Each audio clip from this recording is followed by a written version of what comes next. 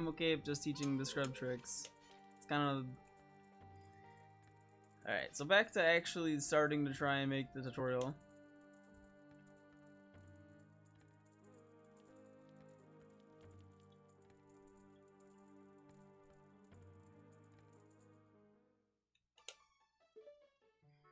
So out of the cutscene, you start here. The reason I wanted to make a tutorial for this category is I don't feel like there is an updated one for the N64 for the most current route of it all in one setting, more or less,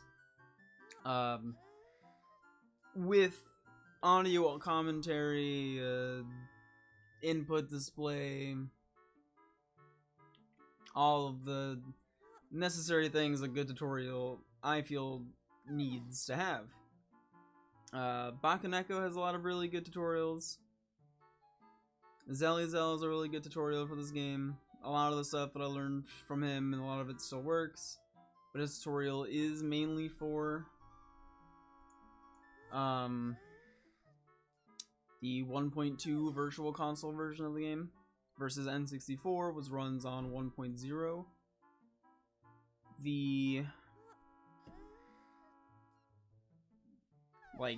best reason that I can explain for why I think people should run this category is because it teaches you how to do all of the basic stuff in this game to where you can actually kind of have fun with it, other than IM and wrong warps, which is cool stuff, but once you learn them, it's literally 2 tricks that you just apply of some fancy specific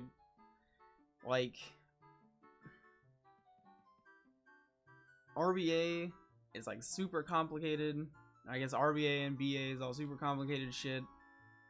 But usually in a speedrun, you just kind of do it, and it's whatever. Whereas in this category, you kind of just learn how to play Zelda fast. You just kind of learn hessing and bomb storage, bomb jump storage and super slides, and it's a bunch of little basic tricks here and there. And you really only have to learn a few tricks. This category has the easiest learning curve of any speed game I've ever played. If you want to do this category with 6 or 7 tricks, you're good. You can learn this category. It's super easy. But if you also want to do all of the stuff that Valiant Link does in his world record, go right fucking ahead. It's not that bad. Honestly, it's not that bad. The thing that makes all of his tricks that bad to do is that he does them all unbuffered, everything. He does it all really fast. Which is another cool thing about this category, is actually being good at this game doesn't require you to not do tricks. Cycling for an hour through a snowstorm? Dude, I am so sorry. That sounds horrifying. But now I'm gonna teach you how to play Zelda, so that's cool.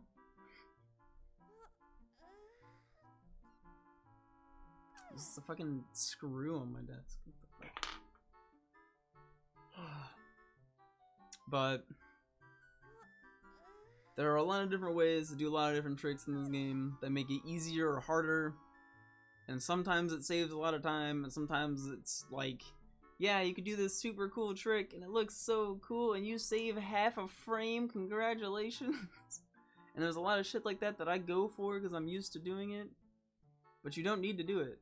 You don't need to. It's just kind of optional. There's a lot of optional stuff in this game, in this category. And you can get a time similar to what I have, the 124, with all the optional shit. Or without most of the optional shit. It's just... I made a route for this category about a year ago that I called No I Am WW Difficulty.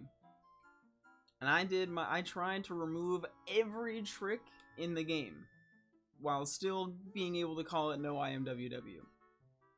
So I didn't skip Shadow Temple, I didn't skip Spirit Temple, I did them both more or less casually. I got the boss keys in both dungeons, I Did like a total of 2 super slides. Because it was still supposed to be a speed run, but it was supposed to be a speed run with the minimum number of tricks to still validate it as a speed run.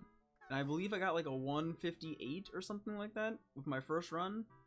I literally did 1 attempt with it, got a 158, and was like, damn, alright, you can already get sub 2. I know people who do like Hesses who don't have sub 2s.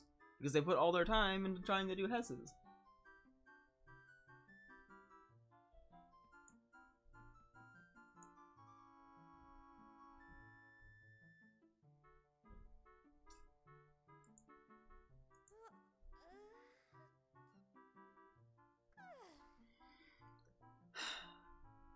There's a lot of shit in this game that is just super optional, and people think they need to learn how to do it to be decent at this game, and they really don't.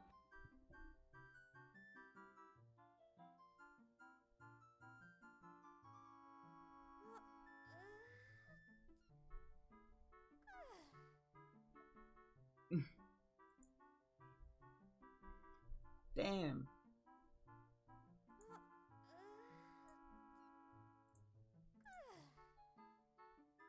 Alright, why couldn't Clint gotten popular streaming in this hoodie? He just tweeted and he's in a new hoodie. And it looks like the kind of hoodie that I actually want to wear. It's my favorite color. Motherfucker. Alright, back to what's important here. So,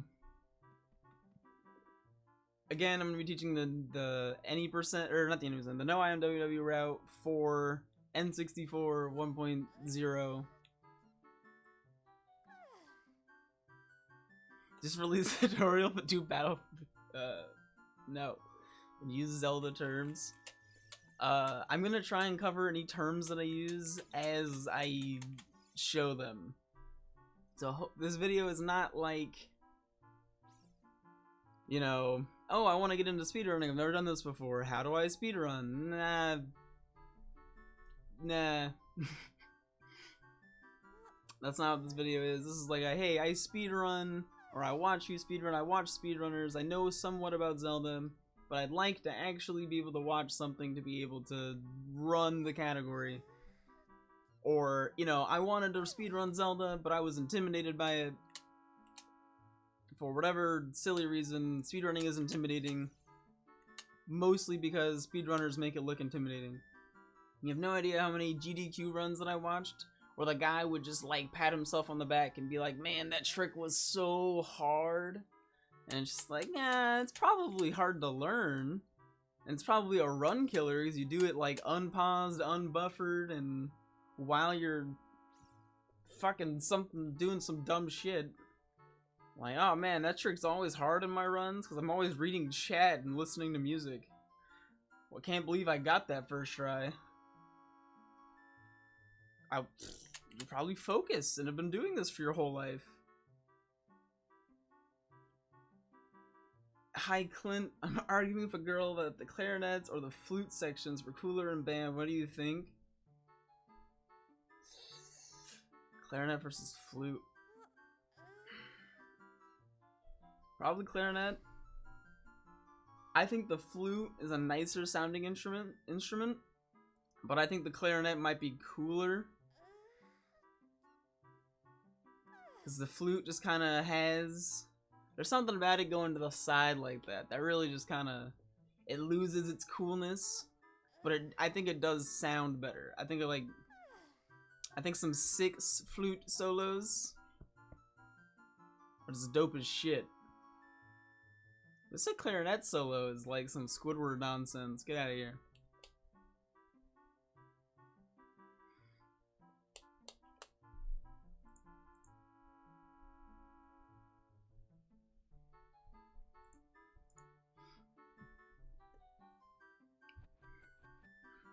I talked earlier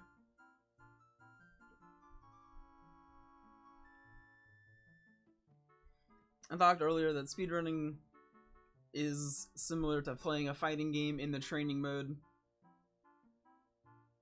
And I very heavily believe that speedrunning is 100% exactly what you get out of it. Like what you put into it. You get out of speedrunning exactly how much time you put into it. It is not how good you are at video games, it is how much time are you willing to put into this effectively.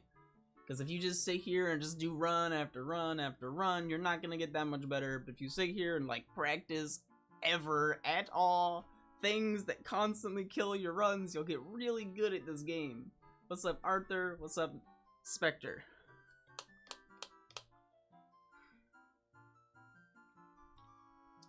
I am doing the practice on an EverDrive using the Glank practice ROM, so I can do shit like fly. How do you exit this room? You bonk into this stump? Fuck, I already failed. I know you can bonk the stump. Yeah, you bonk into that stump, and then you bonk into that wall, and then you get out of there. And I'm gonna be making save states throughout this whole thing so that I can try and get good footage of stuff, so that if I fuck something up, I can just redo it. Because the plan is to edit this video later. Like that. Because I just kind of like didn't decide how. The first random little thing I'm gonna say is A matches through text, B matches through text, and C up matches through text for some fucking reason, but it does. At the start here, you can just hit up and walk back. You can walk to the mini-map, you can look at the little triangle for when you get kind of close to this building here. And then you want to like turn around at around this point. So like, I use the center of the triangle, getting at that point in the mini-map. That's when I flick down left and roll into this building. But there's an even easier way to do it. If you don't, it saves like half a second. If you don't want to worry about bonking into that building or reading the stupid fucking sign, you can do that, backwalk, get a little bit out here, and then just left. And then keep going. You'll go right into the building. Ta-da!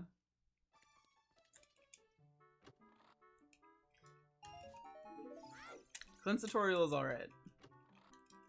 Alright. You come into this room, you're gonna get both those chests to get the 10 rupees. And then you're gonna make your way over here. When you leave that room, you wanna hold like a down right, so that when you actually exit it, you don't do... Here, let me go through the room and back out.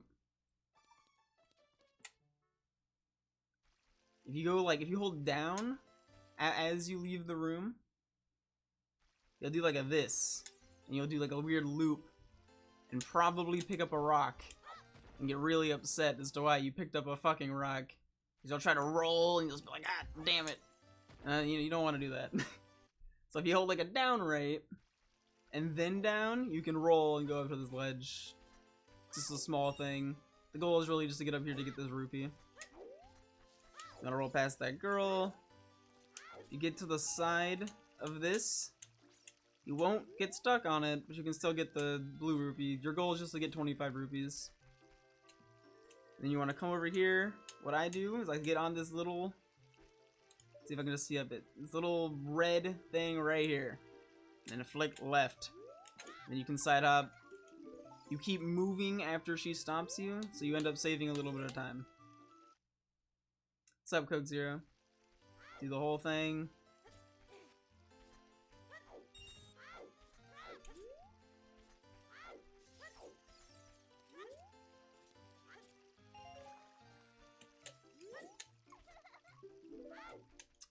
Ta-da! But you can also like ignore getting the other rupees.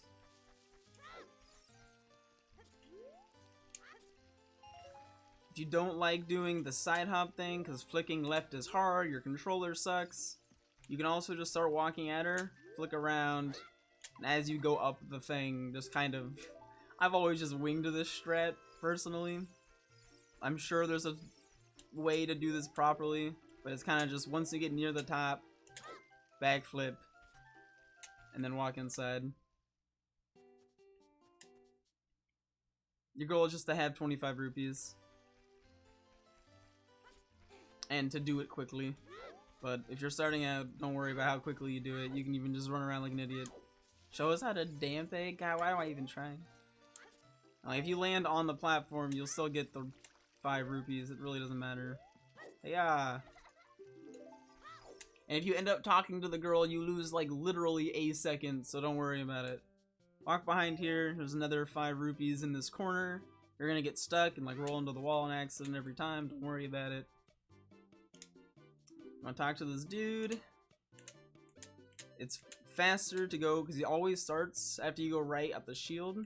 So it's quicker to go straight to the stick. You're gonna want to buy 1 stick.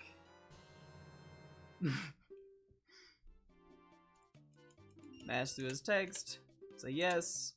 Buy the nut. You now have a stick and a nut. If you buy the nut first, it's not much slower, but it is slower. Before you leave, equip the nut and stick.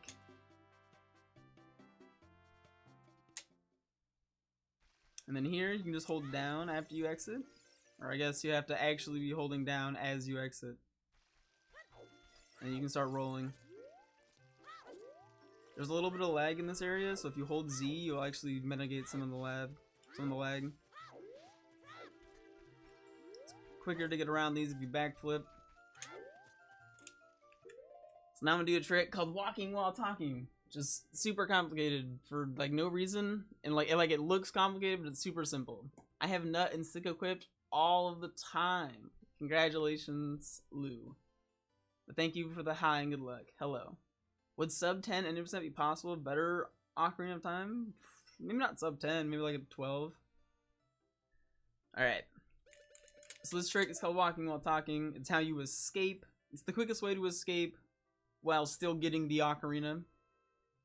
Because you need Saria's Ocarina to do things, because we're not gonna beat all of the child dungeons to get the blue Ocarina, and we can't do it's no IMWW, so we can't do any tricks to fake a Ocarina. I no joke forgot how to do this for 20 minutes while de-rusting. Alright, well, I'm gonna teach you. The first thing I'm gonna do is hope that when I'm teaching this, I can show the crash and still reload it. So if it crashes right now, I'm sorry. Alright, so you're gonna hold down right and mash A. And then, so he's gonna roll out, and there's gonna be like that little pause, right? Where like before he's actually reading the sign, but while he's rolling. And during that time, you want to target the sign. So I'm back in the pause. Mash A, roll out, target the sign, and then nut. To see how I can like move. I can move around freely, right?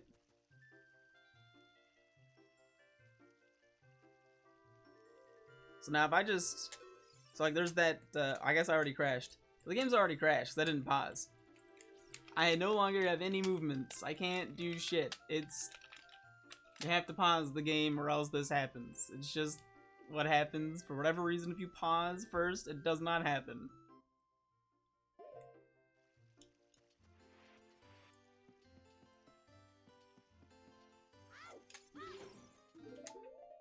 But now I paused. I held down and paused. The holding down was just to start moving. Now I can move around freely. And the goal is just to use the mini-map to move the little triangle over to the exit. So now I'm going to talk about all of the ways you can fuck it up. Alright, so now you're out. You know, you pause, you unpaused, good shit. But you're looking at your little triangle in your mini-map. Thought you were counting hops? No, I don't count at all. I just look at the mini-map and guess. But there's a way to lose the mini-map. See how my thing is, see how on the mini-map there's like a little square. Like a little square right behind me. I'm kind of close to it right now. Square. Yeah, that square's a tree. If you get on the tree and you do a little hop, your mini-map disappears. And it's miserable. You can also just go into this house, and it's miserable. All of those things suck. You can also, like, So if this ever happens, you can just go redo the trick. There's nothing keeping you from doing it again. You can just walk back over here, get back in the hole.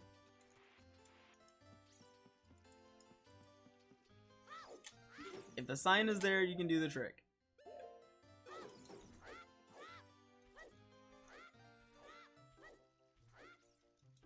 So I guess I will say, what I listen for when I'm doing this, when you're backflipping, because you want to backflip the whole time, because you can, there's all those like little fences that you want to be getting over, and after you get over all of the fences, you can tell that you're past the fences, because it'll take longer between your backflips.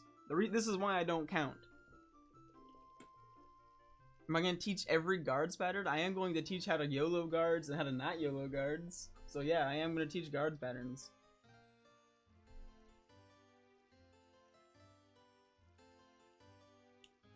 More or less.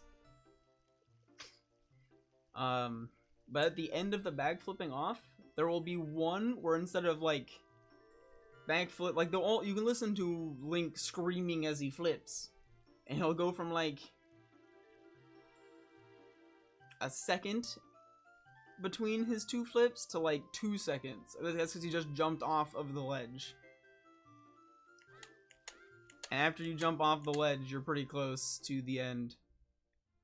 So after you jump off, it's like 2 or 3 backflips. So if you ever lose your mini-map, just kind of listen for when he's now jumping downhill, because the length between his backflips is longer.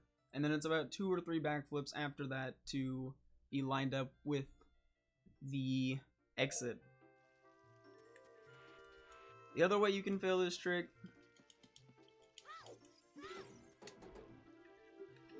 is not like that. That worked. I'm gonna try and fail it the third way.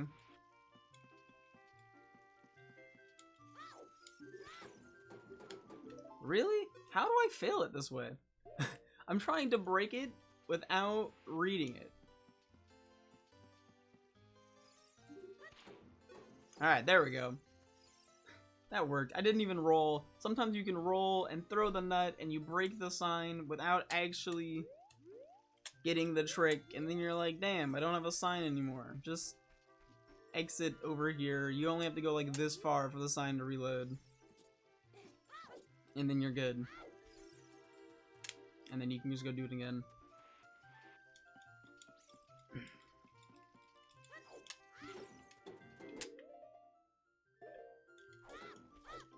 I guess the last thing that I'll say on this is you want to hold Z until the center of the yellow triangle matches up with the center of the escape, and then you side hop to the right because you're facing backwards, so right is left on the minimap.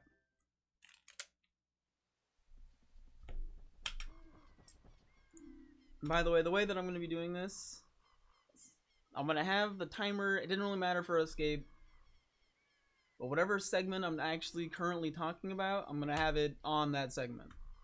So now that I'm done with escape, would have split when we got into this room. I'm going to be talking about bomb shoes. When I'm done talking about bomb shoes, I'll move the timer on. So if you're watching this on YouTube or whatever,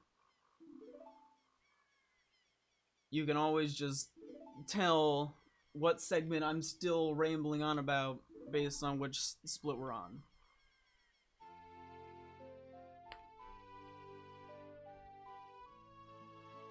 Hey, dog, stop eating yourself. Poor guy, has allergies. Frex sees his audience larger than 5. I should get naked. Accurate. 100%. Oh, he's got allergies. So he's kind of just biting at himself a lot. He's got a lot of like rashes and like blood spots.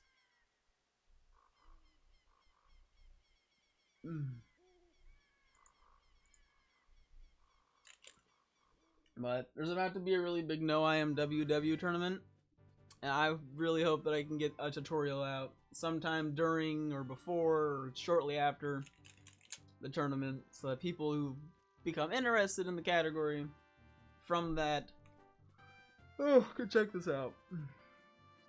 Alright, I should actually pause here. So I'm going to talk a little bit more about the category previously to continuing, just to explain like what you're actually trying to accomplish in this category.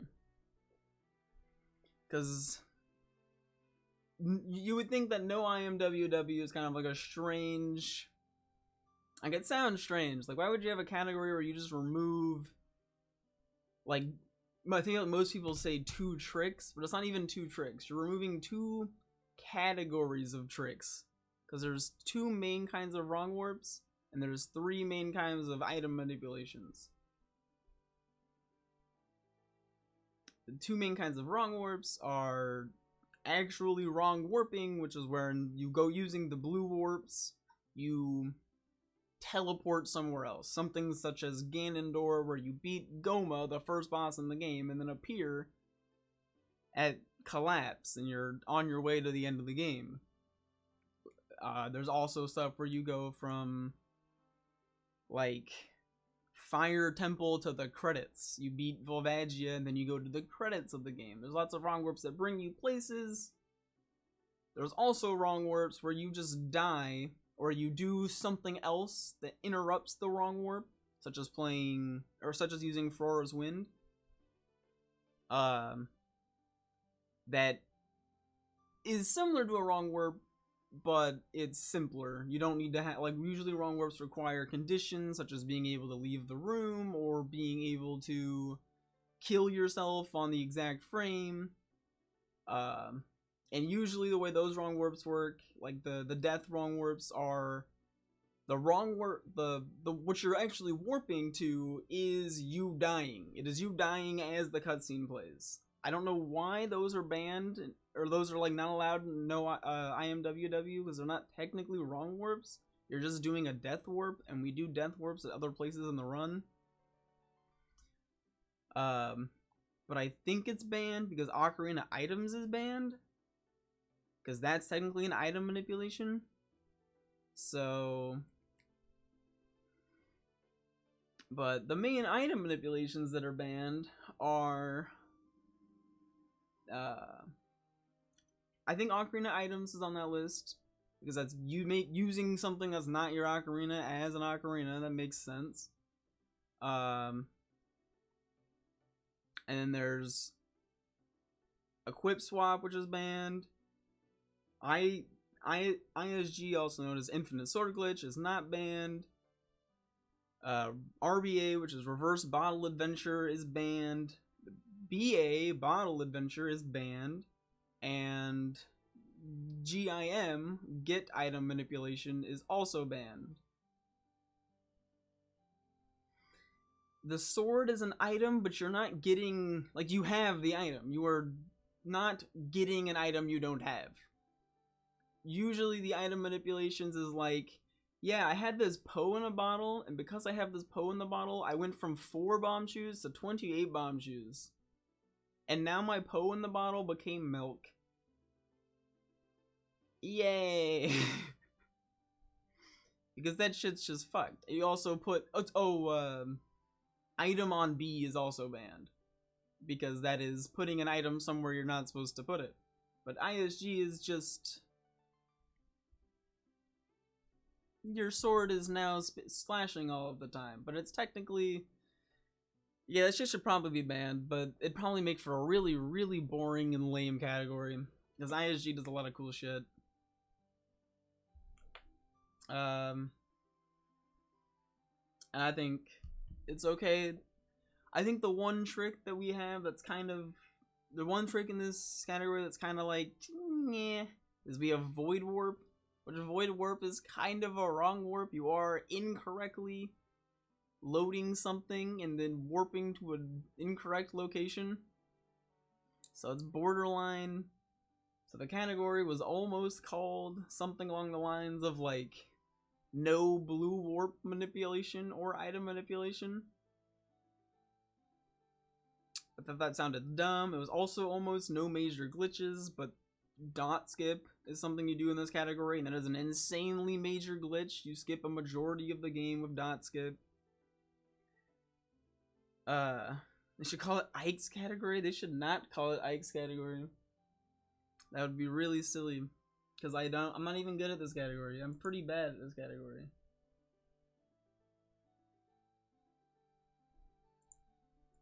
I'm decent. I like to think that I know a lot about this category, but I'm not very good at it. I did PB by 3 minutes like a week ago.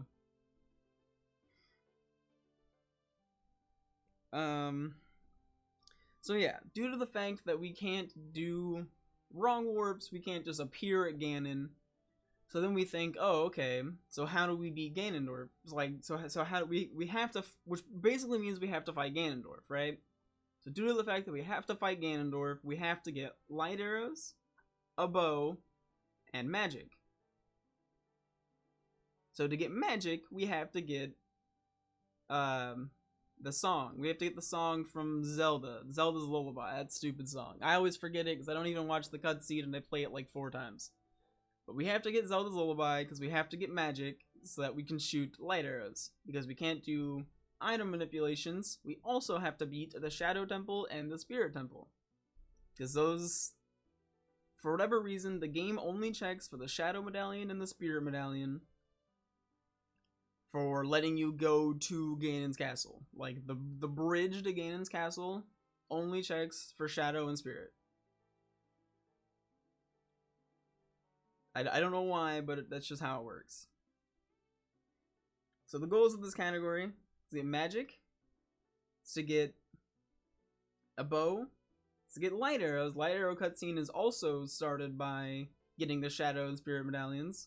So then you have to get the Shadow medallion and the Spirit medallion, which gets you to having the requirements to killing Ganondorf. This category is basically get everything you need to kill Ganondorf, because Ganon is a walk in the park and you can kill him with a stick as a kid.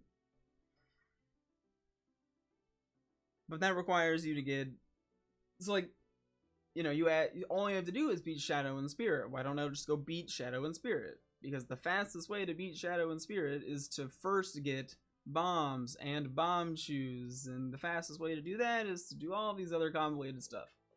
The reason routes and speedruns are the way that they are is because we've timed and compared all of the fastest options for doing things.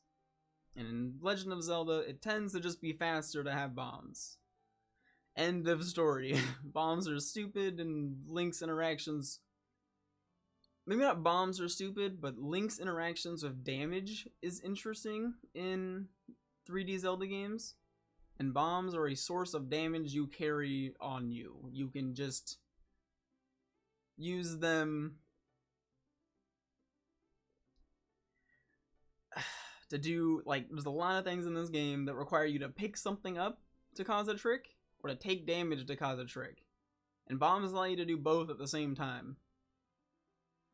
So it's the best of every world involving 3D Zelda tricks. So the second split is bomb shoes. So I already showed how to escape. The second split here is just a matter of, like, you know, we're supposed to just go get Zelda's and 2D Zelda tricks. Yeah. I feel like 2D Zeldas do a lot more platforming things, like what's the word I'm looking for?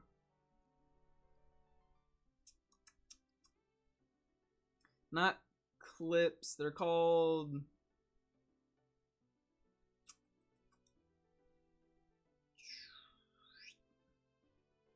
zips.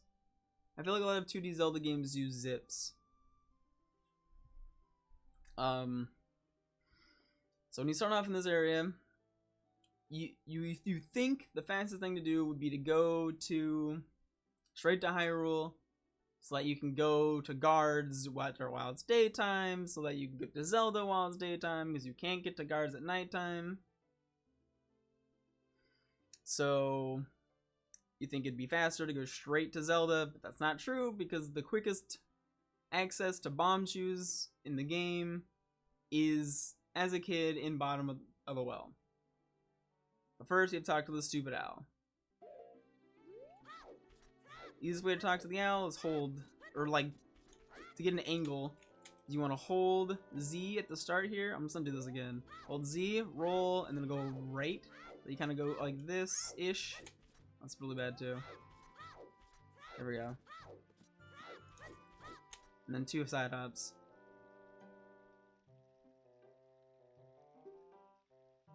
This is all pretty whatever. You can do it a bajillion different ways.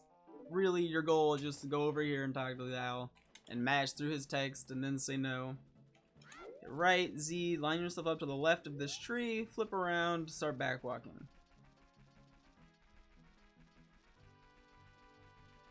And the night-day cycle here is decently tight, but not that bad at all. So don't overstress this. You're literally back walking.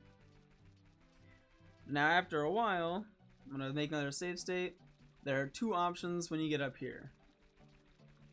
Option 1 is you just keep back walking up to this ledge and just hop over, talk to this owl. Super easy, whatever. You just talk to an owl.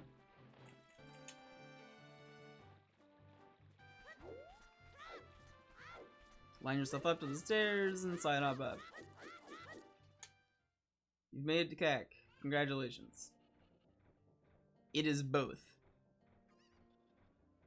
It is a FWESS and a WESS. It is a FWESS, which is the other option. The other option here is to do a FWESS. So when you start back walking, get to the point right here where it starts going from like a slope to like a flat ground.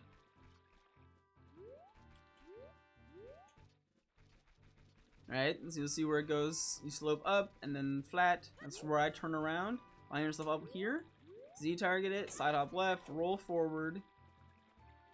Let's do this one more time. So you're gonna get it, Z, left, forward, and then side hop to the right, hold ESS position, and then hit Z as you hit the water. And that'll give you this little foot wiggle thing. And to quickly teach ESS position, there's a point. You can look at the input display. See how the joystick is going a little bit up or a little bit to the left, a little bit to the right, down, up. Link kind of like shuffles his feet around. That is ESS position. It's the position in which Link is moving, but also not really. And it allows you to do a lot of strange tricks, things. A lot of stuff uses that in a lot of games. It's always called ESS position, which stands for Extended Super Slide. If you climb up, it's no big deal. You can just jump down and do it again. You get to the top, turn around, target, left, forward. But if you're doing a FWESS or a HESS or any other kind of shuffle, and then you have some momentum, such as like if you swing your sword at something and you like hit it and back off, like it sends Link backwards, and then you hold ESS position and target. As long as you're holding target and ESS position, you will maintain that momentum and just keep going. And if you let go of target, you'll start going in a circle. It's always in like a 360 motion when you let go of target. If you are ESSing to the left, I'm actually going to show this. This is something that I didn't know for a while when I learned ESS position. So let's say you get the FWESS. Right, so you have to hold target and Z. If I let go, I'll just start going in a circle. If I get to the position that I'm holding for ESS, which is right, it no longer has a position that it's trying to get me to, more or less. If I'm holding left and I go and just let it go, after it reaches that point, Link will stop. You will lose ESS position because now you're just holding straight. It has to be a position different than the one that he's facing.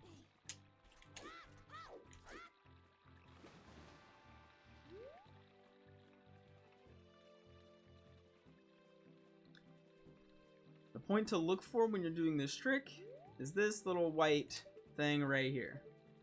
This thing. Once you get past this, the owl won't talk to you. As you can see right there, you go a little bit down, he starts talking to you. The whole point of this is to skip the owl. Just talking to owls takes time, and we're speedrunning, so don't talk to owls.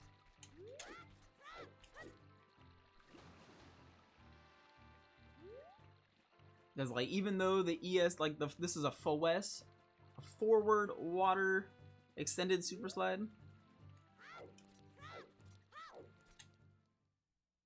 Like, even though that you are moving physically slower in the FWESS than if you were to just backwalk to the stairs, you don't have to talk to the owl and it ends up being faster. So now we're at CAC. And there are 2 ways to do Kakariko.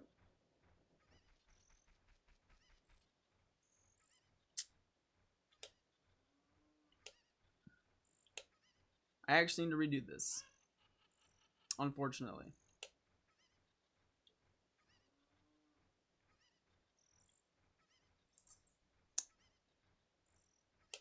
It needed to be a different time of day.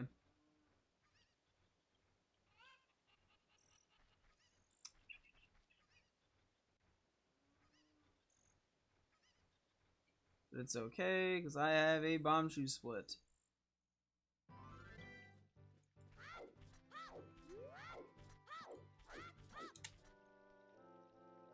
It's not a big deal.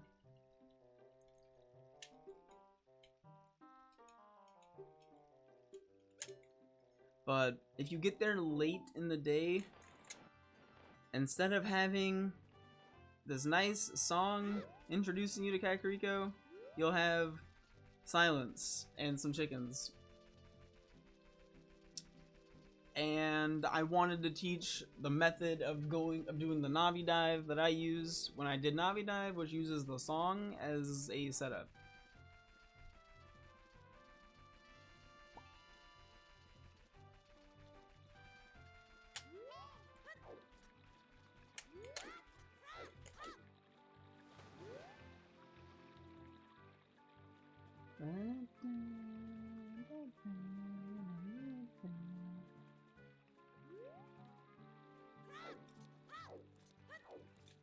Alright, so now we're at Kakariko.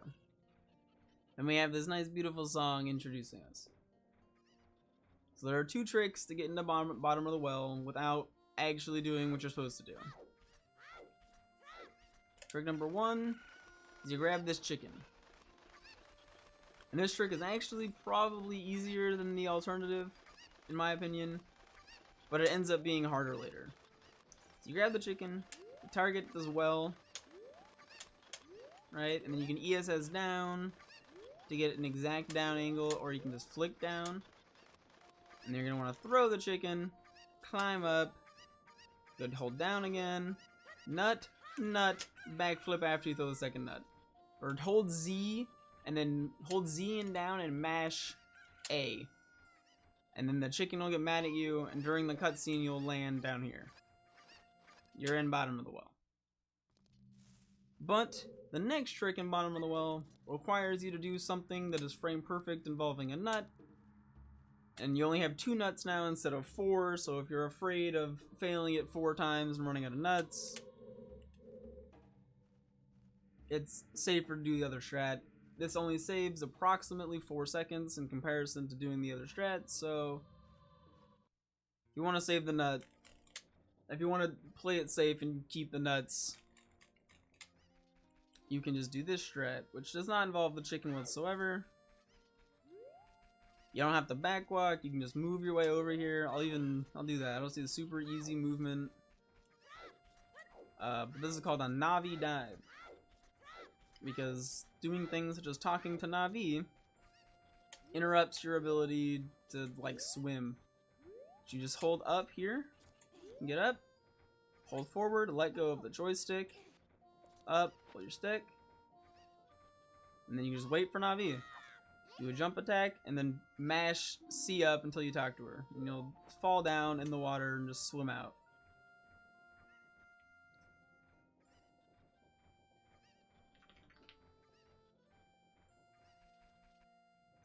Alright.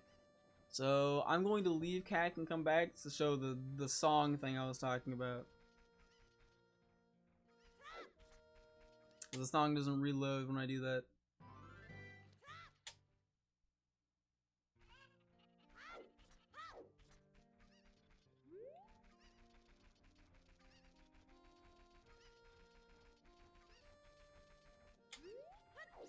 But if you just use your movement to get over here decently fast,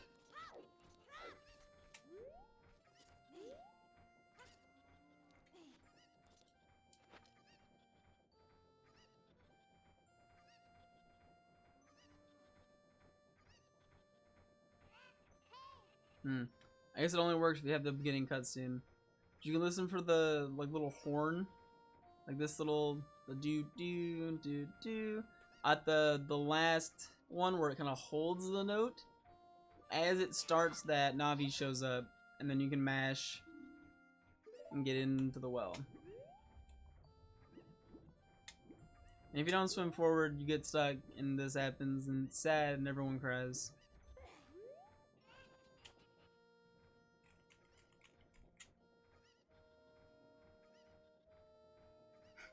So make sure you swim into the well.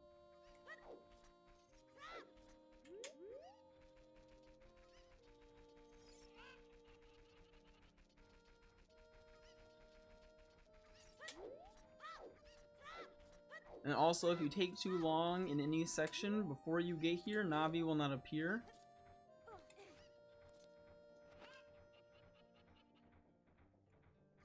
Because she will disappear, and you have to reload the game to get her to come back.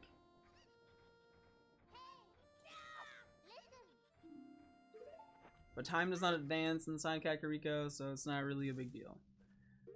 So now we're going to do actual bottom of the well, which is one of the segments that I do super quick, and it makes it look really easy, but it's actually fairly difficult, which is why I've done had a lot of resets here. Well, this is a trick that is exclusive to the 1.0 version on N64 called blank A, which you're going to hold forward as you come out of this hole, target the hole, pull stick, and then you're going to hit A, and on the very next frame, nut. Like that. And you'll know you got the trick because the A button will now be blank. There's nothing on the A button anymore. Essentially, the game now thinks that I'm in the hole, and I should be in the hole, and I'm in the, I'm in crawl mode, but I'm not. And there's not much else to show other than you hit A and then you nut. And there's nothing, there's no triggers for it. I just like to have nut on C down, so it's right next to A, and I just slide from A to C down. So you're gonna hold Z after you get out. After you do the trick, you're gonna keep holding Z, and then you're gonna do 3 ESS turns to the left. Now an ESS turn is when you go into ESS position, but just for like a second. So you like tap it. So that was 1 turn, and that was 4 turns. But you want 3 turns, which looks like that. 4 turns looks like that.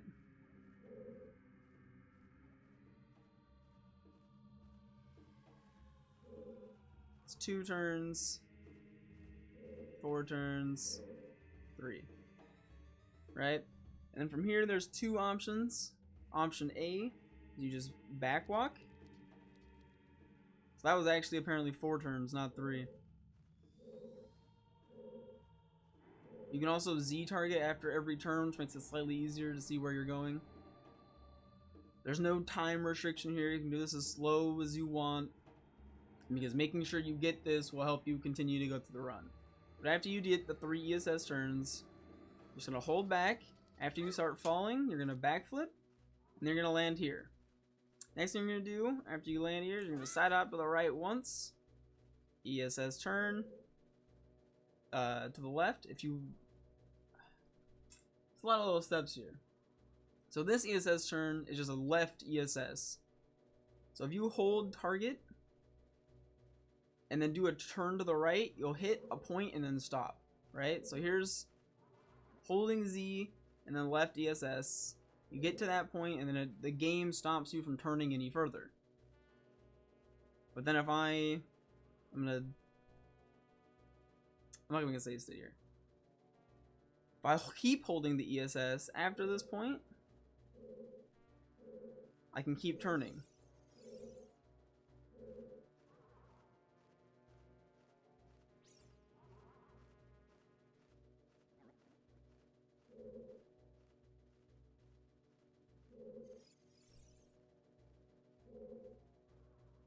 but you just want to get to this point here. Let's do it again. 1, 2, 3. Fall, backflip, side up to the right, ESS left. 1, 2, 3, 4 side hops to the left. Jump slash, jump slash. And you fall into this. You fall into the oblivion, and then you have to wait at least 2 seconds, and then slide hop to the left again. In which case you will land over here in some water. But that was very complicated and fast. And this whole thing is complicated and fast. Because then you have to do this thing called low water, in which case you swim, and now I'm at a room with bomb shoes in it. I'm gonna try and break this down. So 3 SS turns to the left. Fall off, then backflip, side hop.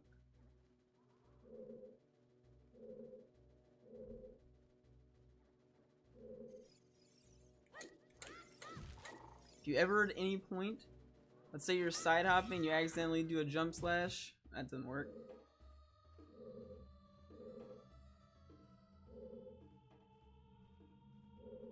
Alright, so there's the angle. Doot, doot, doot. So you're here, do 1 side hop and then jump slash. Your stick's not broken, but you'll no longer have the perfect angle. You can go up to this corner and just hold into it. Just gonna walk into the corner, and then backflip once, and then mash A. And you'll still get through.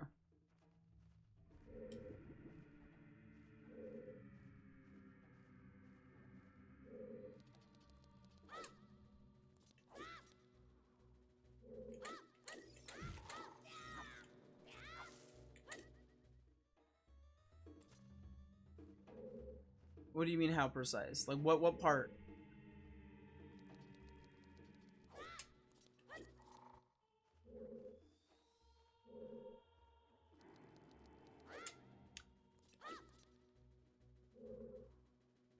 So you can, it's literally just walk into it like this, backflip, mash. It'll work every time. So long as you have the angle.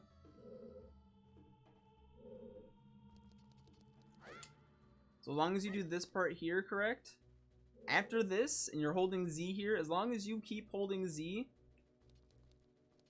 you can do whatever you want in this area, and then go over here. Like you can even, let's say you did break your stick, right? You broke your stick, everything is ruined, the game sucks. Go through this hole, you're still holding Z, this pot has a stick in it. You can get a new stick. Go back through, go back up to the wall, backflip, mash A, you're through.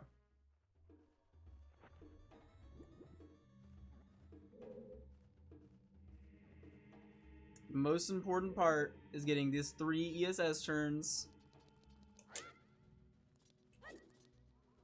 Backflip, side hop to the right, ESS turn to the left. And then just the fastest movement is 1, 2, 3, 4. Why do you get a stick and escape when there's one right here? You needed the stick to do blank A.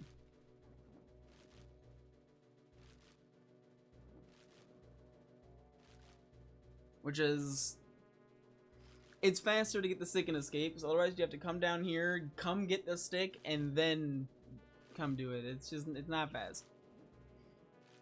Now I'm going to talk about this part. So like there's the 2 jump slashes, right? And I already fucked it up because I didn't have the right angle. In which case I'll get the backup stick. And then go into the corner. Sometimes when you go into the corner you'll like lose your camera, but it's still the same. It's still just that. It just kind of looks fucked up.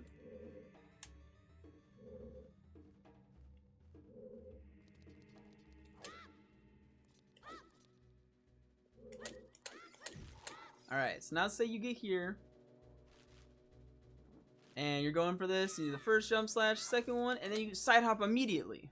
Well, you're gonna end up in this room. You have blank A, so you can't swim and you can't go into this tunnel. You're just in this room and you're fucked. This is This is the oh shit room. If you land in here, you are saving and exiting. That is the only way out of this room, because you can't get out otherwise. You can't interact with that, and you can't interact with this crawl space because you've got nothing on your A button. You're just kind of underwater here. What I do to not let that happen,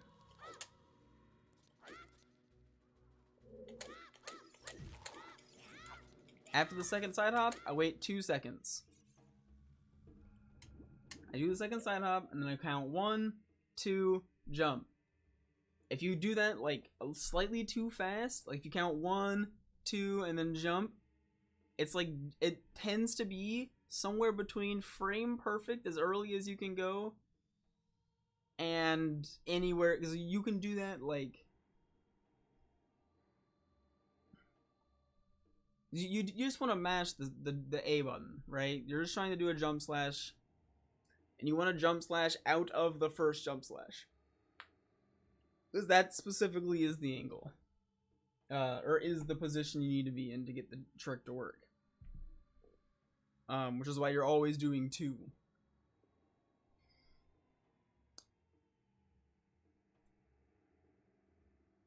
So if you count that, there's a lot of leeway between when you get it and you fail it. But if you go too early, you're stuck in that room, and if you go too late, you void out entirely. But there is a huge gap of time between those two positions. Lastly, there's technically a thing that was found like a week ago, timed by Smash Mac, where instead of doing the backwalk strat, you do 1, 2, 3, right? The 3 ESS turns, and then you side hop left, backflip twice. Then ESS turn to the left, 2, 3, 4. So you don't have to do the right side hop, and you don't have to do the backflip off. It saves like a second, I believe. So it is slightly faster, but I wanted to teach both options. So left, backflip, backflip, and then you can just hold ESS as you're falling. And then you land, start doing the turn. You don't have to do the side hop. 1, 2, side hop. And you can hold Z while you fall, or not.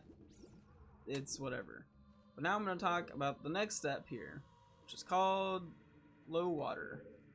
Alright, so you get out. 1, 2, 3.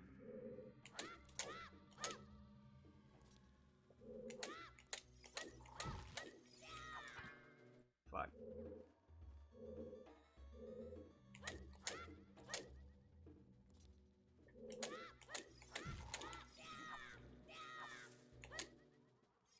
Okay.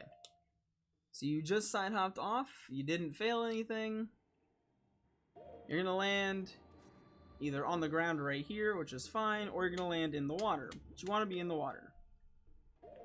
You're then gonna want to hold left and kind of link up parallel with this weird angle thing. But you want to be kind of parallel with it, like this. After you get parallel, you're just gonna hold Z and hold down right on the joystick. And he'll just keep swimming, keep swimming, keep swimming, and then he will clip out like that. So right there, how he kind of just like looked like you swam into another room or something. Did like a weird swimming motion. And he's now swum out of that water into a different water. It's strange. Essentially, you just clipped into another not there water. I don't know how this shit works. I just know you hold down right. If you get stuck, just swim forward. You'll swim out of the water and fall down and get back in it again. After you're here, let go of Z and on target so you can see the area, and just hold forward and get in here. If you go too early, you can always just jump slash with your stick. Let me get a save state over there.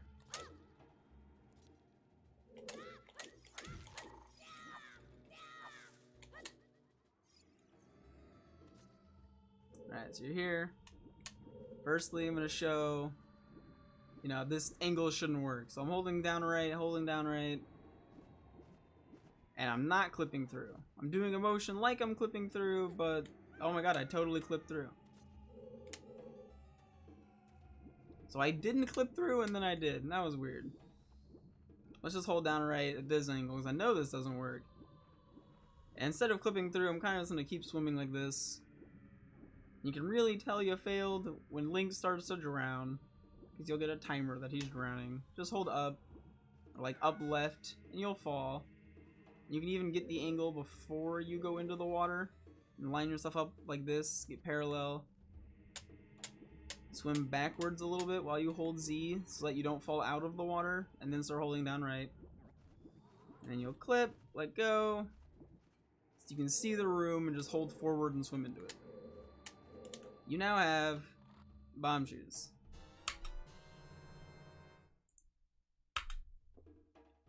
Congratulations, you got bomb shoes.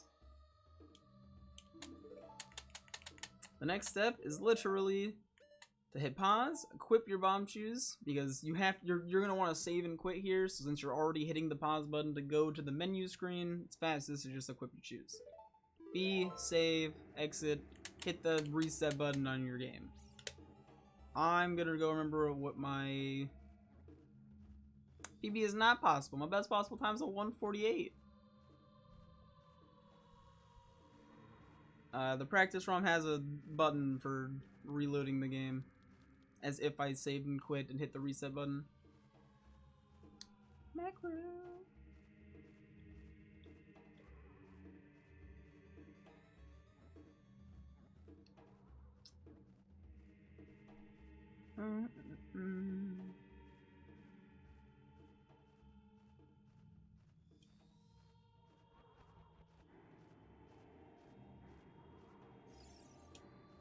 I like that.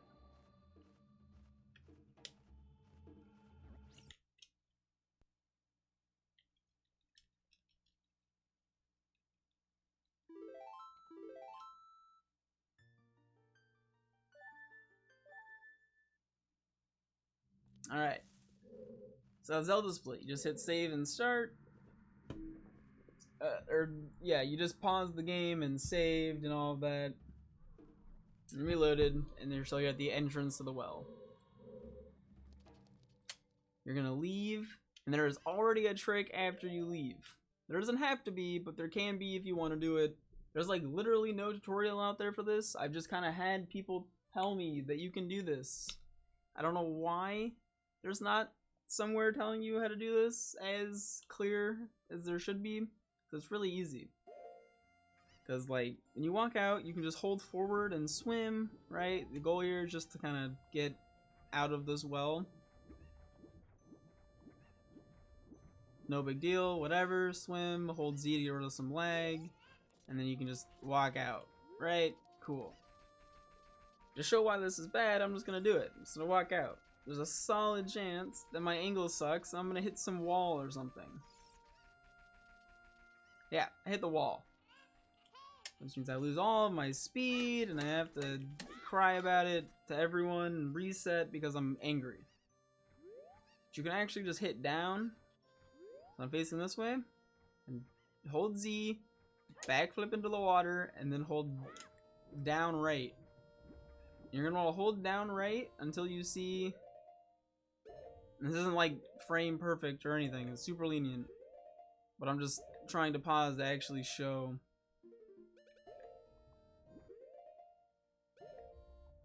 See how right here, the side of the well gets kind of black? It like stops being texture. At this point, switch to just holding down and not Z. And then hold up to go out. And he will immediately have the angle when you hold down and Z again. And you'll backwalk right out every time. 100% consistent. You'll go right by that gate, all the way to the exit.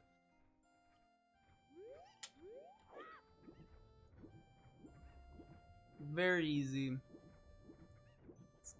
Just there, you hold down. Once he starts grabbing, you hold up. Once you get off, you hit flick down again and then start back walking. Perfect angle every time.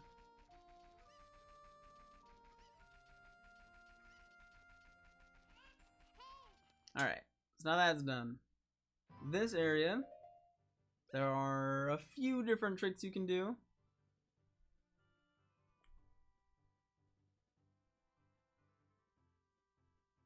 What the fuck? I have so many calls. There are a few different tricks you can do because there is a little Owly boy right there.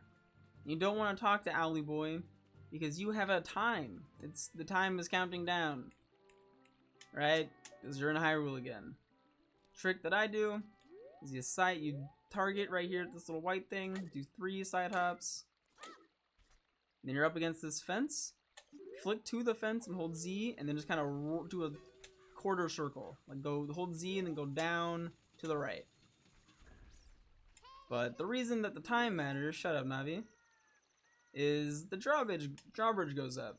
The way the drawbridge works is it loads whatever the last thing you saw is. So right now it loads that it's up. Now let me do it again. Alright, go down here, target this, do a little roll thing. So right now the drawbridge is down. So I'm gonna get my angle of this bridge, flip around, and I'm not gonna look at it anymore. Now I can spend all day over here. I can kill a couple of these skeleton things, let it get all the way nighttime, flip around like a dork.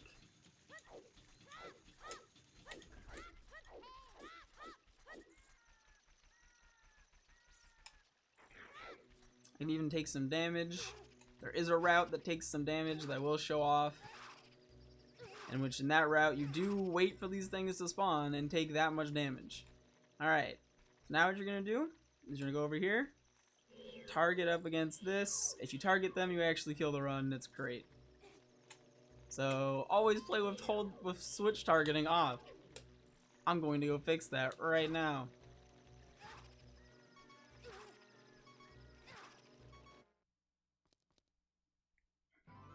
Because that is actually something that just happens if you have switch targeting on, is you can't just untarget them because you'll just switch between the two and there's nothing you can do about it, and you'll eventually zoom out because they'll get close to you and you'll see the drawbridge, and you now have to wait 2 minutes for the drawbridge to come back, and you lose more time than that. But always have hold targeting on, always, forever. Please don't play with switch targeting on. It isn't just a preference thing. It's just worse. Have hold targeting on.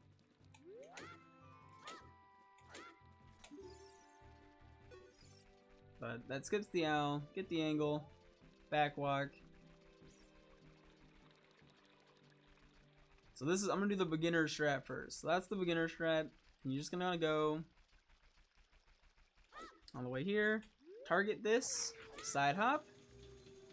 And you go right here, you're gonna barely get on it, and then just let go and not get hit by these things. Apparently doing this slowly is not an option. Slash, I think I did this quickly. Like, I think the time of day is a little warped.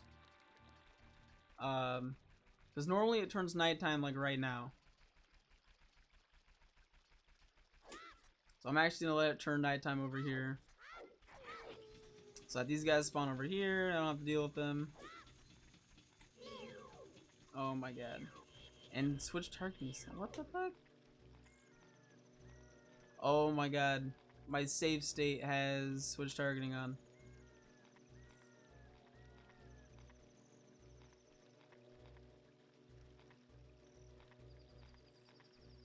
What an unfortunate situation. I don't even have a thing for this. Alright, whatever. I'm gonna do this whole thing again. It's not a big deal.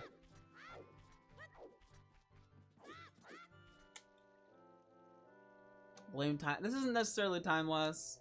It's more of just teaching things is hard. This is my first time trying to make a guide. I'm gonna hopefully have all of the footage I need for a guide after this. Anything where I feel like I stumbled or said 30,000 times, I'm just gonna redo with a voiceover. Yeah, I'm going to fix it in post. I wanted to learn how to do my own editing, so I'm going to learn how to do my own editing and fix everything in post that I think is incorrect. But I wanted to do it live in case anyone had any questions about anything that I wouldn't have covered completely offline. As well as I like streaming. I felt people would enjoy watching something like this, being able to learn in person. I personally prefer learning with this strat, like watching someone do a tutorial. I learned how to do most of all dungeons from Rosewater's tutorial that he made on his stream and then edited a little bit.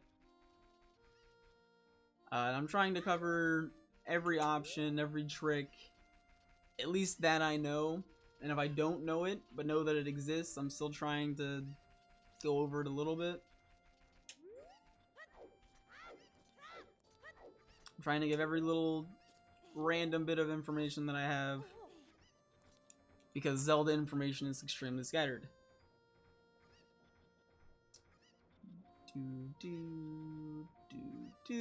And hop, and right as Navi shows up, there's the song.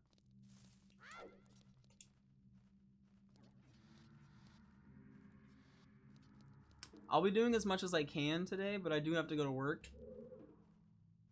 I don't want to fuck this up, so I made a save state real quick.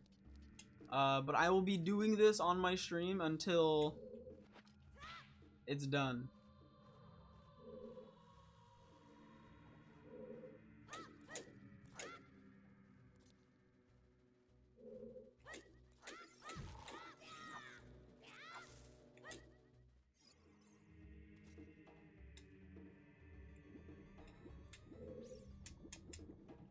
Yeah, the second half of this tutorial is really the part that matters, and like why I'm making a tutorial. There's already a bajillion tutorials out there on how to do all these tricks.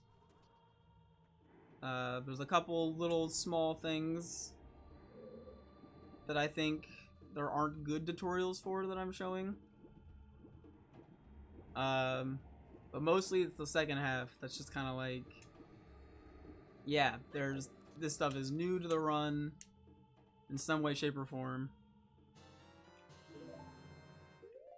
and I wanted to show that. Alright, so now I'm gonna make sure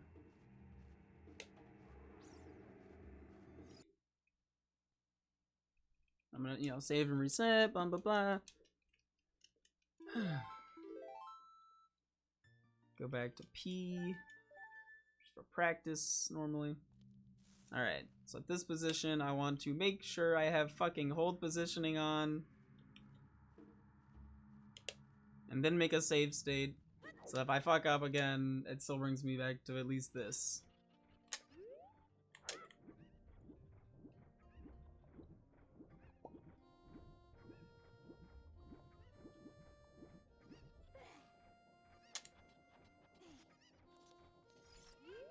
First try every time. Every time.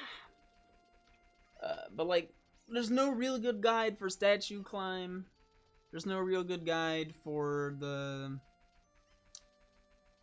There's no guide. When I say there's no real good guide, I'm full of shit. Because obviously I learned it, and I learned it from good guides. But there's no tutorial on the route that has these new strats incorporated in it. You have to learn the tutorial and then find individual tutorials that are littered across literally Japanese. Because Bakaneko he's Japanese. Most of his shit is like a text, like a paste bin to the left, and then he does it a couple times, and it's like a 30-second long tutorial, and there's just a paste bin, and that's the tutorial, and it works. Like, you know, I've learned from his stuff, but there's not a clean all the way through tutorial that includes all of the new tricks for this run, and the new tricks really make this run fun. Like, honestly, they make it fun. The old boat skip required like 2 chew hovers to go outside of a wall in a really weird specific angle, and you had to do an entry point glitch, and you had to do so much shit to do the old boat skip, and it took me like a month to learn it, and it sucked ass, and then failing it sucked ass, because you had to do a bunch of pause buffering in an unloaded room prior to doing the Shadow Temple boss key skip, which is a bunch of pause buffering in an unbuffered room, or unloaded room, and it sucked. And you'd kill all of your runs at that trick, and then just get upset. And if you finally got good at that trick, you then still had to do Spirit Hover with like 2 bomb shoes later in the run, which also sucked. The route that I do currently allows you to do Spirit Hover with 6 bomb shoes. If you do Spirit Hover with 9 bomb shoes, it's not a hard trick anymore. Spirit Hover is hard in this category because you have to do bomb hovers, and bomb hovers in Ocarina of Time are hard. They're not impossible, they're not the hardest thing in the game, but they are hard. And if you fuck up one of them, you ruin the trick, and you lost. You get fucked. And there's a stupid bird that flies around, and he ruins your day.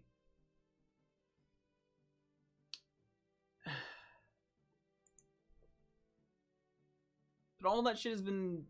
You can do 6 chew hover. You used to do a minimum of 3 chew hovers. Or maximum of 3 chew hovers. And now you can do a 6 chew hover. It's very, very, very friendly to people who want to play this game. And if you don't want to do Spirit Hover with 6 chews, because the bomb strats you have to do prior to Spirit Hover with 6 chews are kind of difficult, you can do all the chew strats and then just do Spirit Temple normally. Because Spirit Temple normally is a lot faster than it used to be because of Statue Climb.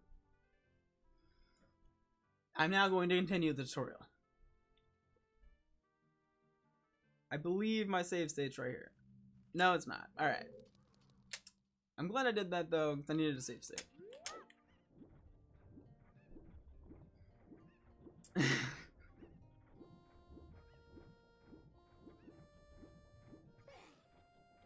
I'm hoping I can pay Prezzo to teach me how to use Vegas and how to edit videos. Just like get in a Discord call with me and teach me the ways.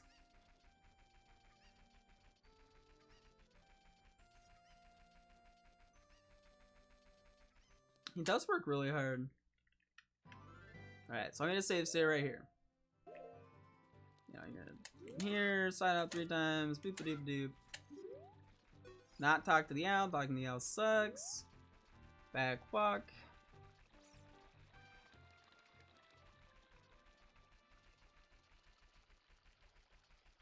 This seems more accurate to what I normally deal with.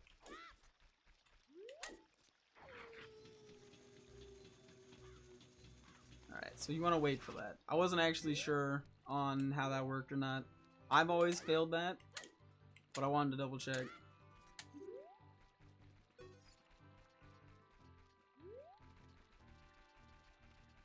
The main goal there is just don't talk to the owl. During the part of the owl cutscene, I'm actually going to explain this. During the part of the owl cutscene, where the owl is physically flying away, time is still moving. But I'm going to wait for the dudes to spawn over here. And then go. Because they're fucking me up.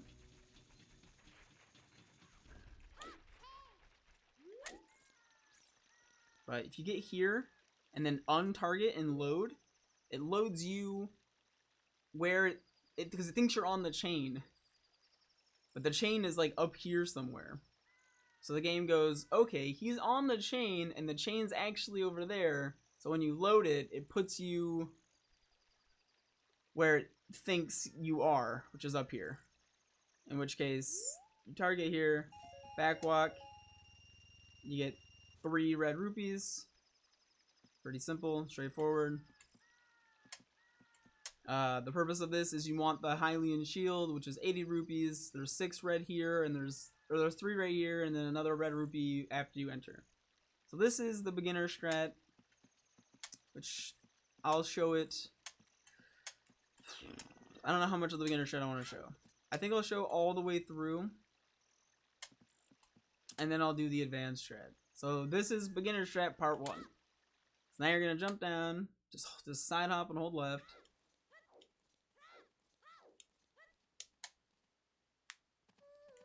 Hold down. Right behind this guard is this little box. Hit that box, a red rupee flies out somewhere. You now have 80 rupees. You're gonna go over here. I waited way too long, so it's daytime now. That's fine. And you're just gonna walk up, talk to this owl. But there's something called a damage boost coming up. Damage boost is the run killer part of the early game of this fucking run. It sucks ass. So we gotta drop this guy down. You need to take 2 hearts of damage from him. You don't technically have to do this. I'm just gonna put that out as a disclaimer. You don't have to do this. You only save like a minute doing this overall. Oh wait, it's daytime now.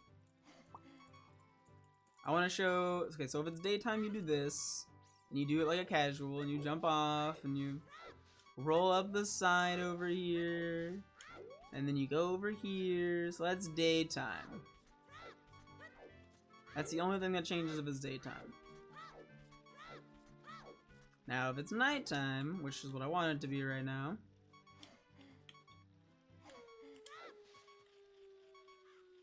ignore the flying. If it's nighttime, you want to do this. You're gonna come up here, and line yourself up with the edge of that path over there. Boop. And you just hop right on over. And that guard can't see you at nighttime. It's very nice. Just like at nighttime, the guard's vision is worse. So he can't see you. You can also pull out your stick and do a jump slash if you want. If you're like not sure if you're gonna make it, you can do a jump slash. Be careful, because if you jump slash too early and break your stick, you break your stick and your run's dead. You needed that stick. Now let me put my stick back in.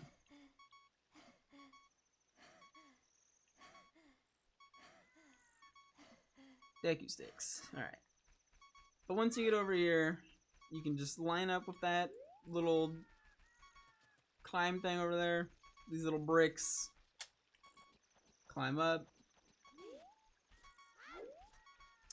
I line up with that little diamond right there. And then I just roll down. The guards can't see you if you're all the way on the edge here. So you can do this. You can also jump into the water. It's up to you. You can jump over here. Slightly faster movement. And now we're gonna, so that, I'm just gonna stop right there and say that was the beginner route.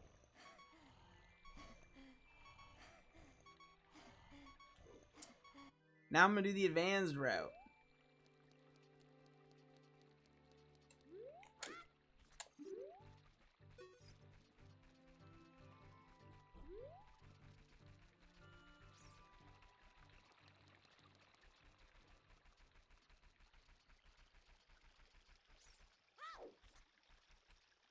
Which honestly, I'm kind of, am I using the wrong practice ROM? I might be. Alright, so the advanced route is you're going to take exactly that much damage from these guys.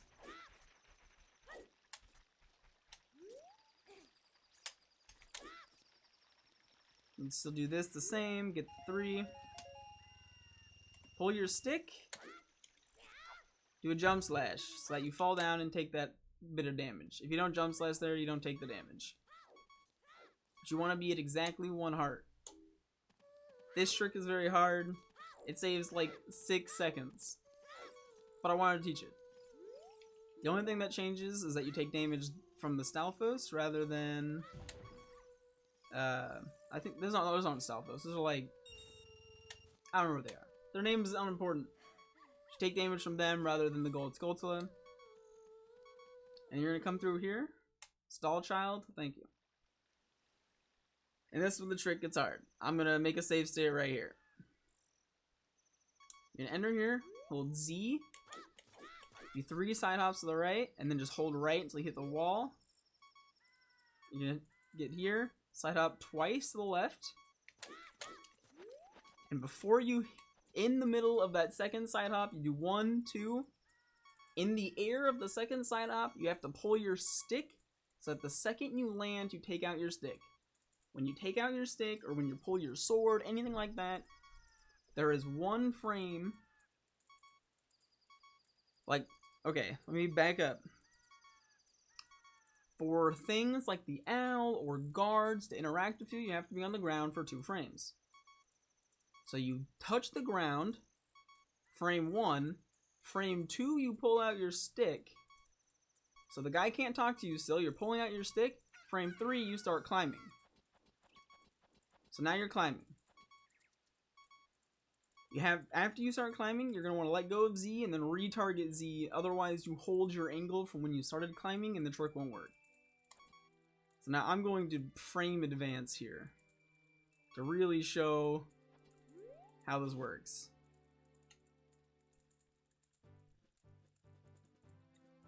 You're going to climb up, you're going to keep holding Z, this is a frame by frame. You're going to wait for exactly this frame right here. If I go 1 more frame, I'm talking to the owl. Right? Now I'm talking to the owl. That's bad. Don't want to talk to the owl.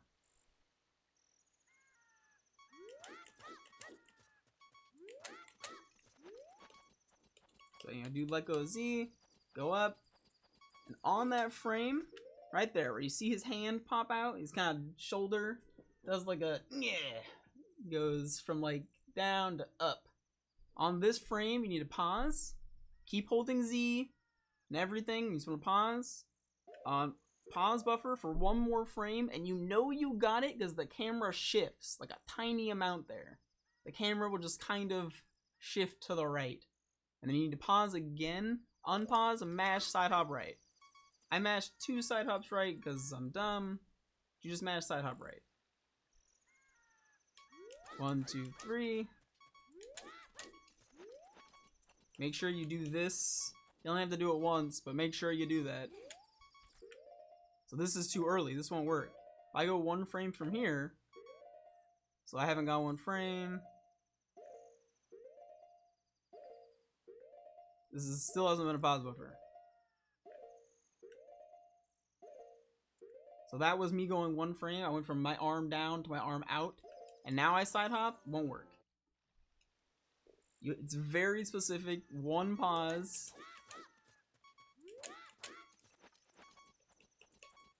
Let go of Z, retarget. Go all the way up. And you can pause buffer to that frame. And it's this frame right here. On this frame, pause, go 1 more frame.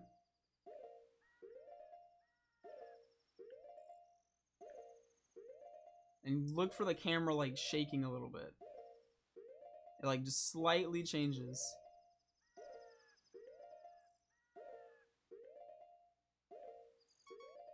It's right there, it like zoomed in, just a small amount. Side hop. Don't talk to the owl. Alright, so that's step 1. Step 2 is we're going to do something more specific. We can, after this point, jump across there and go over and do the thing I showed in the other route.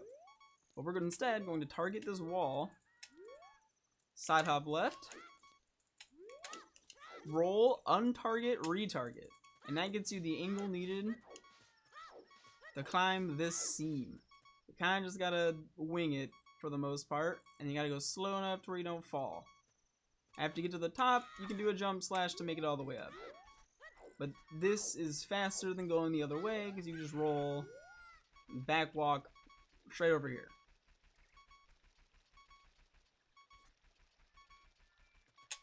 But those are the 2 ways to get over here. So now they're going to say that they're together. We're now not doing the beginner or the intermediate. And we're now on to step 2, the damage boost. But right before the damage boost, I want to say, if you don't want to do the owl skip, because the owl skip requires a lot of shit. So first of all, perfect owl skip saves 6 seconds.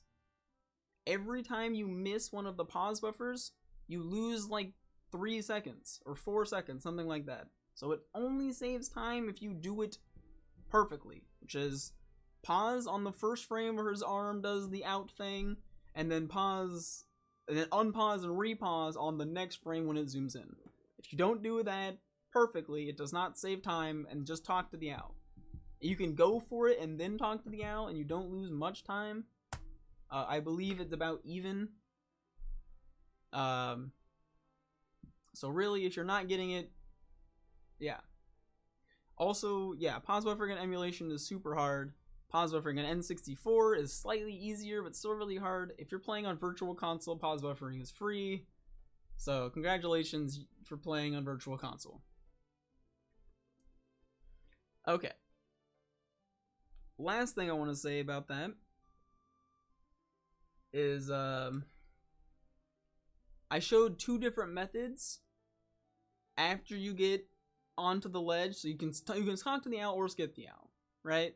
But after the owl, you're on, you've climbed up and you're walking forward. You can either go left and jump across, like jump past that guard, or you can do the little Seamwalk thing. The Seamwalk you can do either way, and it's faster either way. If you want to learn the Seamwalk, always go for the Seamwalk. It is just faster. I think it's faster by like 4 or 5 seconds, but I'm not sure. I haven't timed it. I might time it at some point and throw it into the video. But yeah, Seamwalk is faster either way. But now we're going to do Damageboost. So I need a new save state. So you can pull the chew at any time. Generally, I pull it like here, but it really doesn't matter. If you want to be super safe, you can get the angle and everything and then pull it. But what you're going to be doing is targeting this right here, ESSing down or flicking down, whichever you're more comfortable with. You're going to pull a chew. After you pull the chew, you're going to count exactly 7 flashes. So 1, 2, 3, 4, 5, 6, 7. So this is the 7th red flash. At the end of the day, there are like 8 bajillion ways to do this trick. You can do it unbuffered, you can do it 2 paused, you can do it 1 paused. I'm going to teach all of that because it's important to understand how this trick works. You want to keep holding Z. So like this is now the 7th red flash. So now actually it is flashing red. At any point after this frame, or no, this is now that frame. So any point after this frame where it's at its brightest, here, you can start holding forward. And you can pause buffer this whole thing. But at this point here, you have to be letting go of Z. You cannot hold Z any longer. If you're holding Z, it's ruined. Because on the first frame of the chew explosion, you need to now mash stick. And if you mash stick, on the first frame of the explosion, you will land up here. And then you can walk over, or side hop over, whichever you want to do.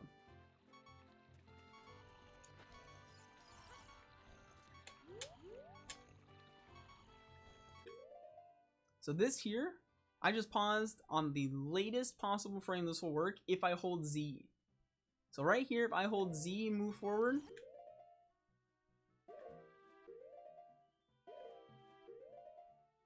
it should explode like next frame.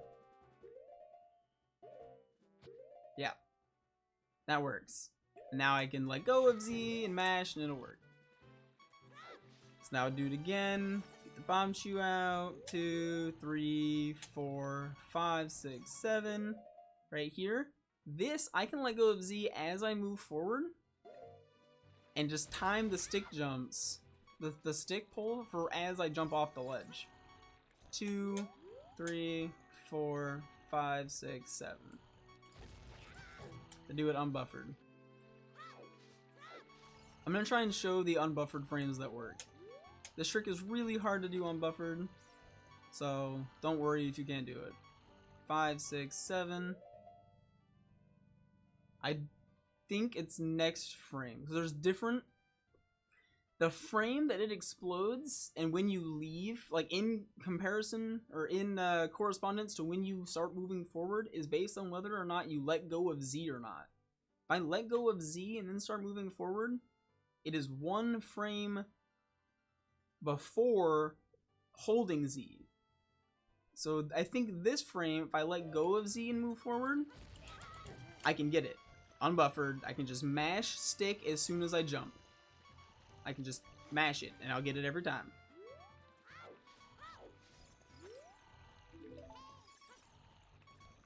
Now do it again. 2, 3, 4, 5, 6, 7. This here, if I were to let go of Z and move forward, I will not get it. But if I hold on to Z, move forward, and then let go as I jump, I can do it unbuffered. Very complicated trick. The precision in it is silly. Like, honestly, this is one of the few tricks that's just like, I wish all of the information I now know about this trick was in a guide before I learned this game. Because I learned all of the intricacies of this stupid trick like a month or two ago. And I've been running this game for like a year now. And there's just so much information about this game that is not readily available for people. And I've always wanted to do something to show all of the information that I've learned. And yeah.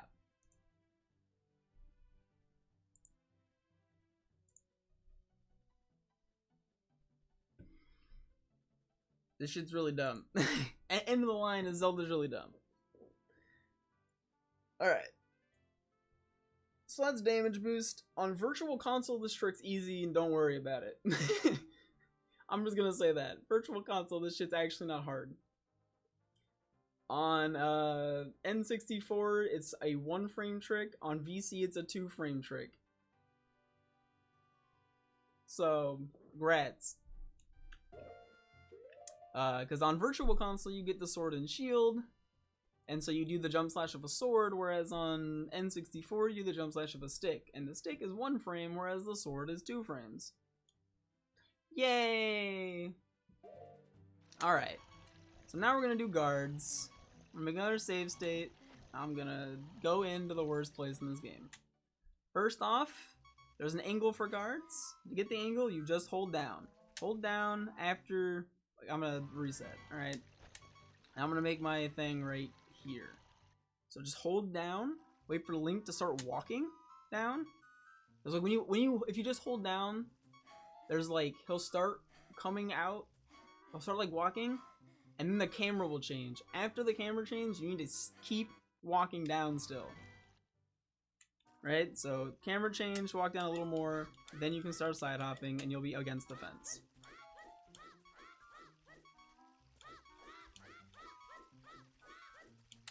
So,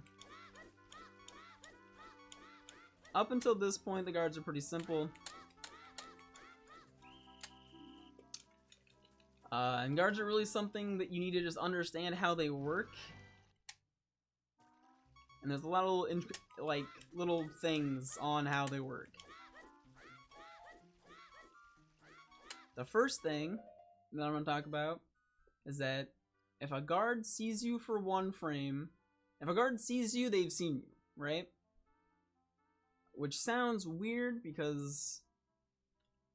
So I'm going to explain that a guard seeing you and a guard catching you are 2 completely different things. A guard can see you and not catch you. So get that out of your mind, that a cat catching you is seeing you. Because people will be like, what? How did that guard catch me? He walked through a bush and blah, blah, blah. He saw you a long time ago. You just only now got caught. The guards have to see you on the ground for 2 frames to catch you. They only have to see you on the ground to have seen you. So let's say you're side hopping past the guards. The reason you're side hopping is if you frame perfectly side hop, you're not on the ground for 2 frames. You're only on the ground for 1. So they can't catch you. They can only see you. So if you're on the ground and they see you and then you perfectly side hop, they never catch you. But let's say you need 6 perfect side hops to get through because they caught you at the very start, and you do 5 perfect side hops, and then on your 6th one you are on the ground for 2 frames. They now have caught you. And the guard that caught you is going to come to you and catch you.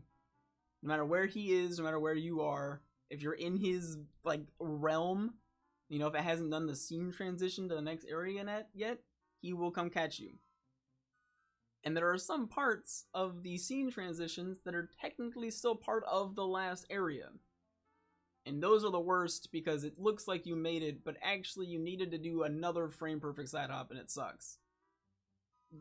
If that happens to you, it's just kind of unlucky. Wah. The next thing I'm going to talk about is when you do the scene transitions, like right here. See that this guard? I'm going to unpause so you can get a better look at him. This guard right now is looking directly at me. His sight is actually blocked by that wall. He can't see Link right now. So if you just start jumping, he has not seen you yet. If he's looking at you when you get to this guard, he is not catching you. You can jump past him. If he's looking the other way, he's going to catch you as soon as you jump, unless you perfectly side hop. But if he's looking at you, you're good to go. Alright. Now he's looking at me and he got me. Alright. Let's see if I can get to him with him looking at me and not immediately look back the other way. That was just unfortunate. He turned his head like as soon as I unpaused. So that card just saw me, but I had good side hops.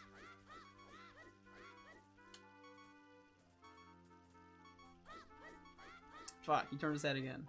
So he actually saw me, but just didn't catch me. Later, Iraq. But I want to show this because it's something that it's another one of those things that I didn't see for a very long time.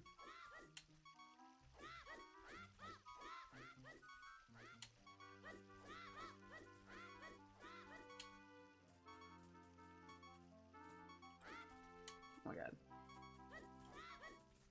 Yeah, so he was looking at me there when I started going, and therefore he didn't catch me. And there's something weird here. You're not technically lined up with this bush unless you target this wall, and then ES as to the right. Targeting the bush is like a slightly off angle. And it's just kind of weird like that. So you always want to go on the right side of the bush, because then targeting it is accurate, and you're going straight down. The purpose of going straight down versus, you know, not. He's looking at me. Good side hops, cool. So the reason you want to go this side is because the minimum number of side hops needed. Alright, there was really good guards. At the end of the day, guards are just something that you need to do a lot. You just need to do guards a lot, and then you get good at guards. Or you don't, because guards suck. Like, this first guard can technically... Like, here, let me re-show this first guard. So he's actually got some really funny shit about him. So you see how he's down there right now? See how he's, like, in that little corner? When he's in that corner, turning his head back and forth, he can actually see you, like, anywhere. For some reason, that guard in that corner, when he's swiveling his head back and forth, can catch you, like, anywhere in this area side hopping. And he's the worst. And if you ever get caught by him, it's because you got extremely unlucky. And my apologies.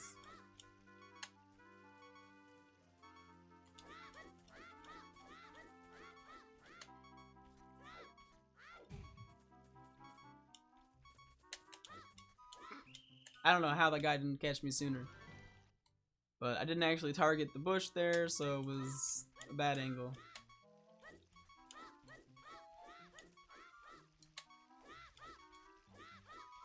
I think that guy just caught me, but I had good side hops.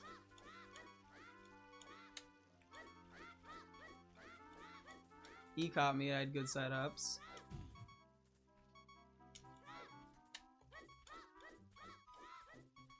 And he did not catch me. If you get behind that guard, there's really only like 2 times where you actually have to side hop perfectly. But you can also just wait and not have to do anything. Like, don't YOLO guards unless you really want to reset or you really want to YOLO guards. Like, when I started speedrunning this, I had always watched Clint Stevens, and he was known for YOLOing guards. And, you know, I look like Clint Stevens, wow, so I YOLO guards. And there was a point where I stopped being good at YOLOing guards, and I just never YOLOed it again. I 100% gave up on YOLOing guards because I had so many runs just dying to guards, and it's not necessary. When I YOLO guards, I save like 20 seconds versus just taking it slow, making sure he's not looking, and then hopping, and just... You can get decent at guards and not YOLO it every time. I now YOLO it because I'm good at guards again. I put in the hours to get decent at this game again. And I'm now going to continue to the next segment of this run, which is you get to the Zelda room, you flip around because backwalking is fast. You're gonna go up, and you want to roll at Zelda and then mash and talk to her so that you poke her with your stick. Very important trick. If you fail this, the run is over. And now you just watch a cutscene.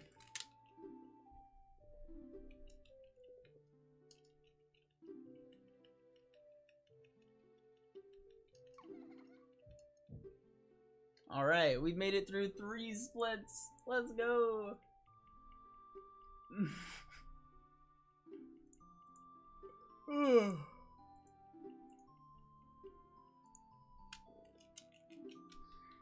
So something I'm gonna talk about really quickly is just like information just to throw out there. And this is morally just to you guys. I'll probably voice over this into the intro of this run. But there's something in this game called box movement, and box movement is essentially moving in only straight lines. So doing stuff like side hopping and back walking is generally known as box movement. Box movement is only faster when it's perfect. If it's not perfect, it's generally not faster. And it's generally not very much faster either way. So in situations where you're like side hopping or back walking short distances because it feels fast, it's probably faster to just roll. It just might not seem like it, but it is just faster to roll. The way back walking works is you accelerate when you back walk. There is a maximum speed that you hit, but when you start back walking, you start at not a fast speed, and after a few seconds of backwalking, you are now at maximum speed. Maximum backwalk speed is the speed you were in when you were rolling at top speed, but rolling is not constantly at the top speed, whereas backwalking after a couple seconds is constantly at top speed. The general rule is if you need to roll more than 4 times, backwalking is faster. If it's less than 4, it's faster to roll. And then always when you're mashing, make sure you hit A, B, and C up for the maximum mash potential.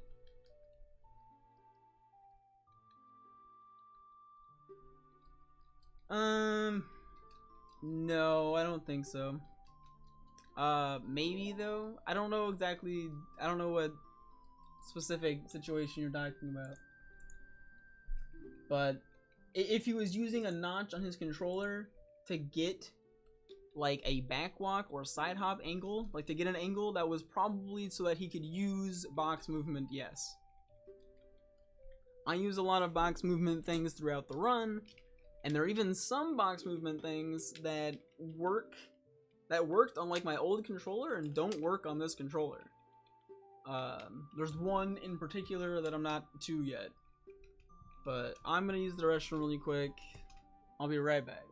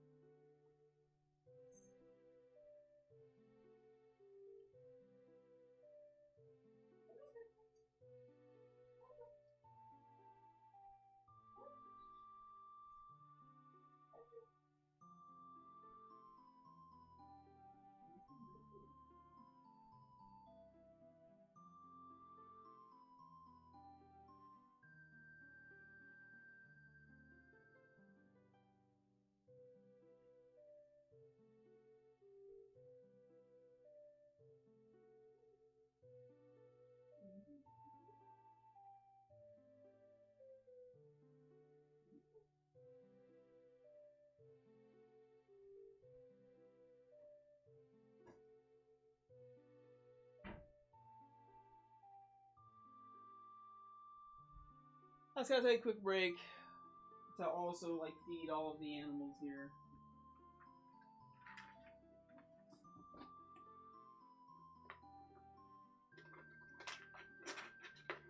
Neelix, come here, buddy. Come here. Neelix. You want a treat, buddy? Come here. Alright, sit. Good boy. Here you go. Oh, boy, eat your food. Eat your food. Good boy. Alright. Now that I've fed all of the animals, probably should have gotten some water, I'm super thirsty. But whatever.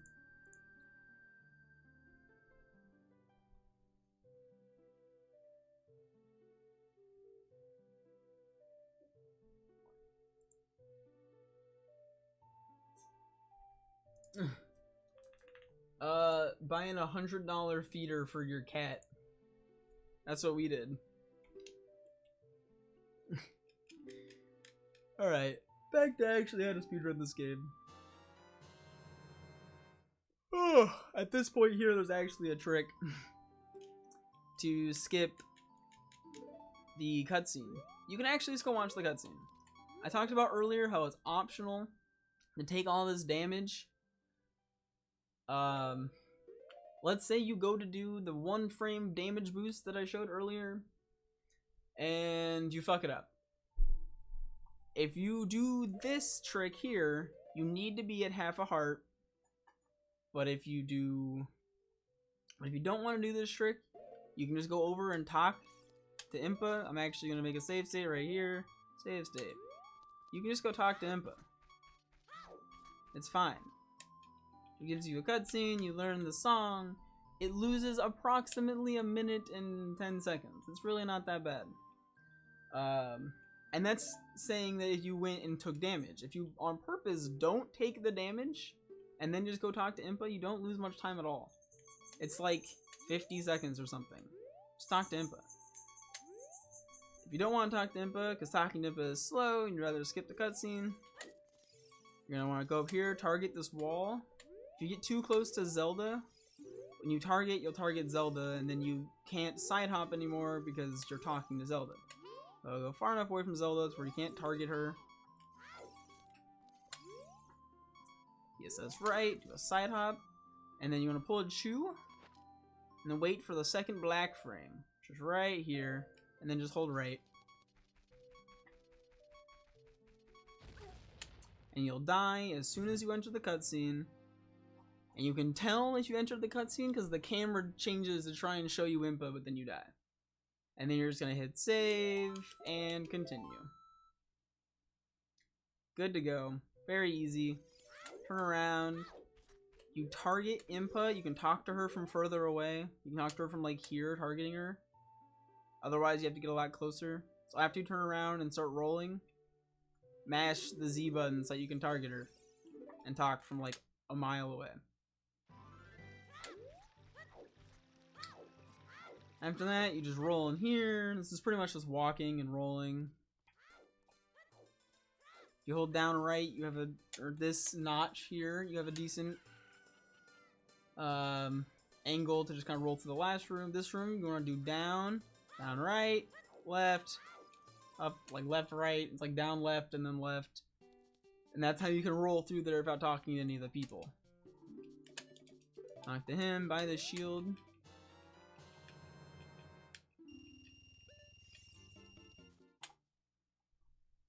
Easy peasy. Good. Just go into the door of time. There's not really anything here, just kind of movement. I don't have optimum movement here, but I have decent movement. But what matters is getting here. It's pretty much just rolling. There's not much time you can save there in movement. It's because it's not very far. So I'm gonna make a save state right here, because this is probably the biggest learning stump for people.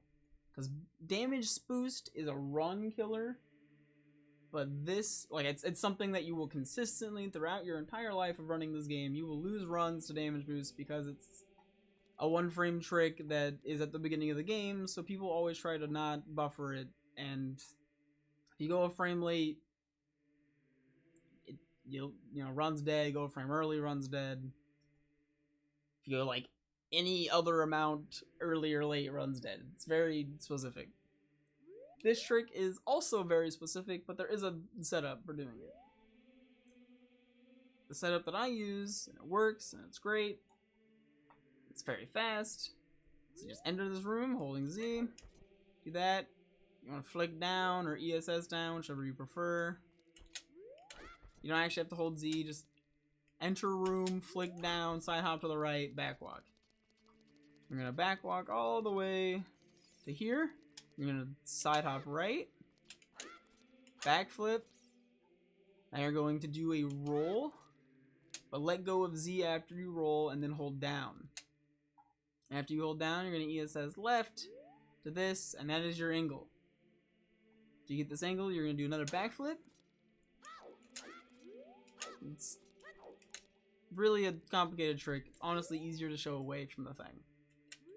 If you ever fail the trick, targeting this right here gets you the angle to backwalk, side hop, reset it up.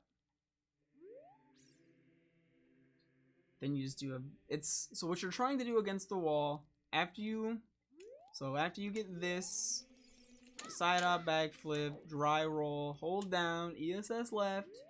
What you're then trying to do, which is easier to show away from the wall, trying to do a side roll like this. See how he's kind of rolling, but to the left. You get that by holding like a down left angle.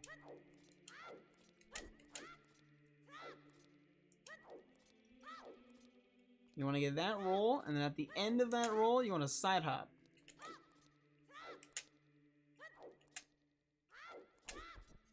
And that you can see how when I do that side hop,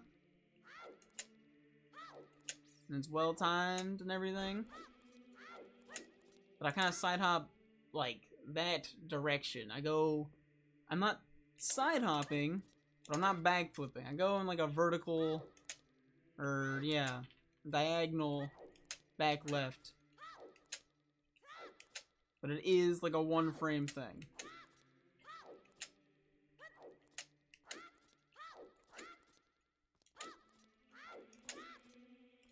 And it's just something you have to learn how to time.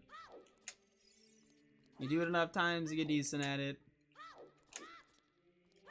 And there are a bunch of like, you can roll out of it and go different degrees of back based on when you side hop. The first frame is side hopping back left that gets you through the door. You can also go like really late and do like a kind of back.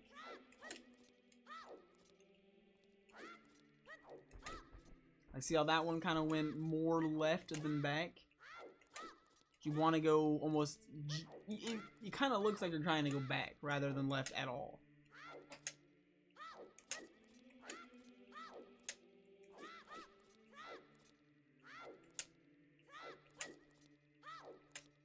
But it is a timing thing that I apparently am bad at today. Unfortunately. I'll probably get footage later. But for showing it on stream, this works. But I still have the angle. It's super easy to get. Side hop, backflip, try roll.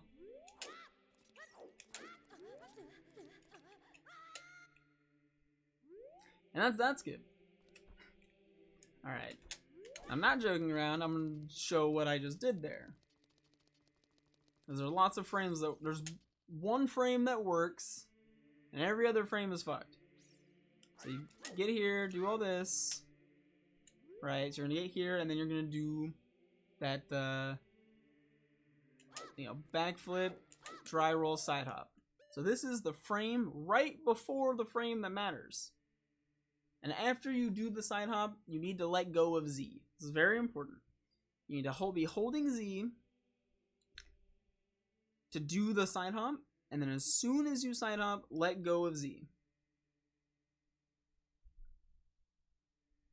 and then you're gonna want to pause. This is the easiest way to do it. You just want to pause, preferably on this frame or the next frame.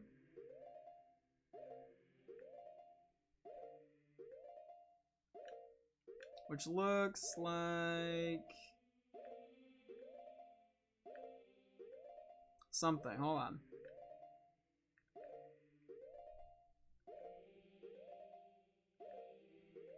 I'm so bad at this game. I didn't even go out. So never mind, that wasn't even correct. Which is the most unfortunate thing ever. So it really is just the next frame.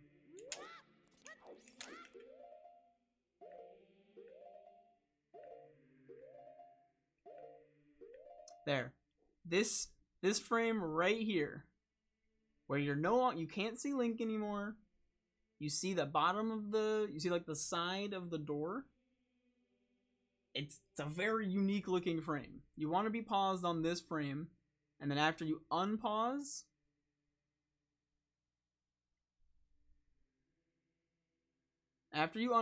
you want to hold Z.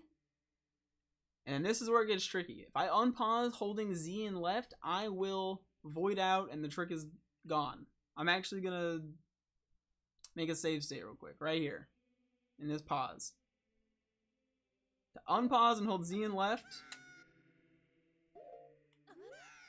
that happens.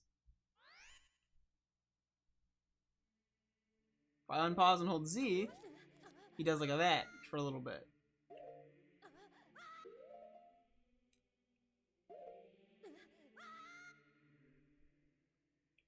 So you want to unpause holding Z, and after you unpause, hold left.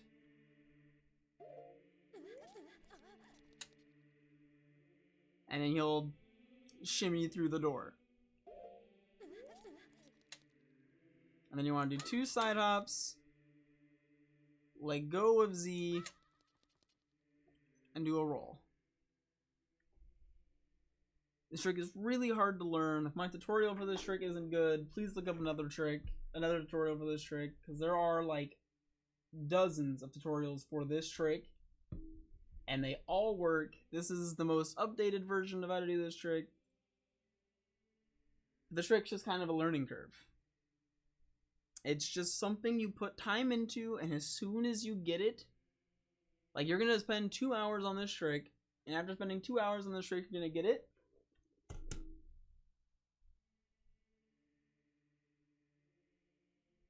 Sorry for randomly walking away. I thought I heard the dog eating cat food, which is bad. After 2 hours of practicing this trick, you're gonna get it once, and then like 5 minutes later, you're gonna get it a second time, and then you're gonna get it a bajillion times, because it's really something you learn, and after you learn it, you got it. It's not that hard. You just have to spend a lot of time learning it, and don't overthink it. It's all muscle memory. Just keep practicing this trick. Once you get it, you will have it probably for the rest of your time speedrunning this game.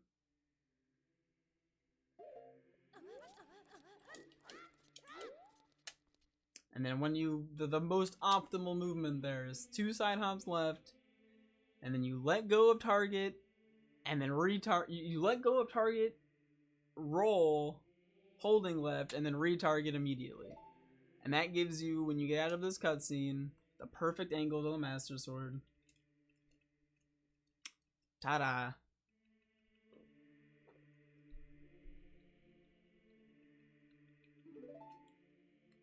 I can just hold forward and go.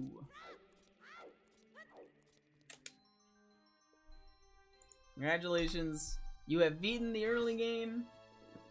And it only took me an hour and a half, an hour and 42 minutes to teach you how to beat the first 20 minutes of this run.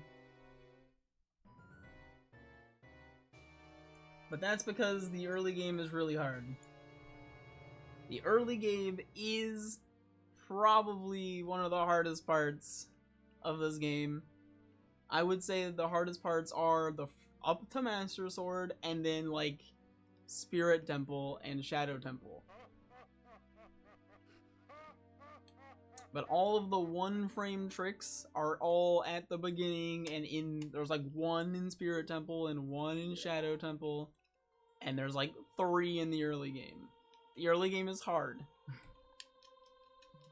Once you get decent at the early game, you'll be decent at it. And just try and pause buffer your way through the early game to move on to the late game. This cutscene, you just want to bash. Bash, bash, bash. I like to browse Twitter during this cutscene. Sometimes I talk to chat.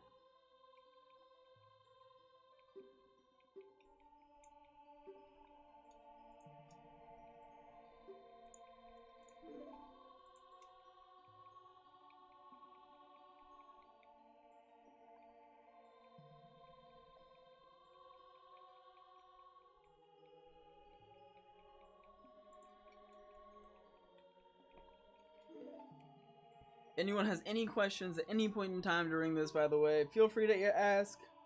I will try my best to answer every question. Because so I'm going to upload this as the VOD. I'm going to upload the VOD and try and timestamp the VOD, but then I'm also going to try and make a YouTube video that is more condensed. But I am just going to highlight this whole stream pretty much. And all of the streams.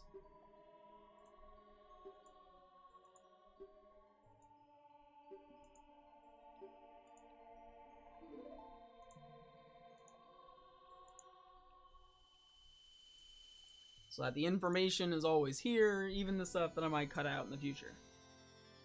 In like the more condensed version. You know, the more condensed version, I probably won't walk away to go feed my cats and my dog. But it is important that I go feed them.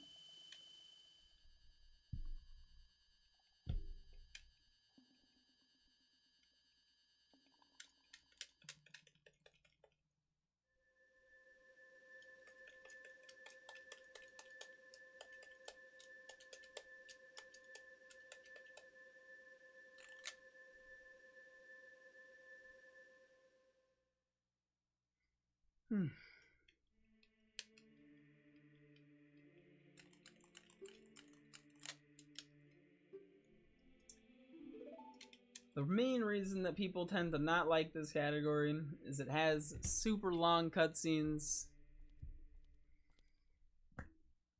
And I think it's worth playing the run with all the cutscenes to start. But then after you've done a few runs, there's something called Better Ocarina of Time that you can download that removes all the cutscenes and makes all of the text quick text. And it makes this run a little bit more enjoyable.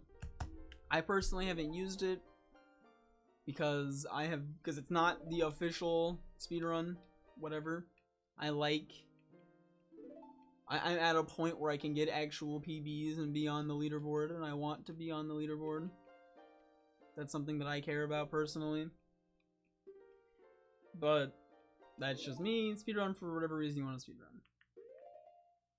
Back to the guide. As soon as you're done with this cutscene, equip Bomb Shoe over your nuts, because you don't need the nuts. You don't need nuts the rest of the run. So equip Bomb Shoe over the nuts. You can't easily get behind that door. I know you don't have hover boots, so we can't get behind that door anymore. We just need to save and quit. Hit the reset button.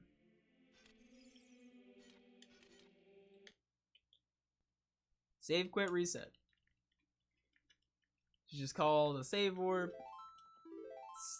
You do it a few times in the run. Save warp. So now we're on the bomb split. For whatever reason, it puts bombs on your bottom right, on your bottom C. Yeah, on your bottom C button. Because you can't equip stick anymore, so it tries to find another adult item to give you, and you're supposed to have bombs, so it tries to give you bombs, but you don't have bombs.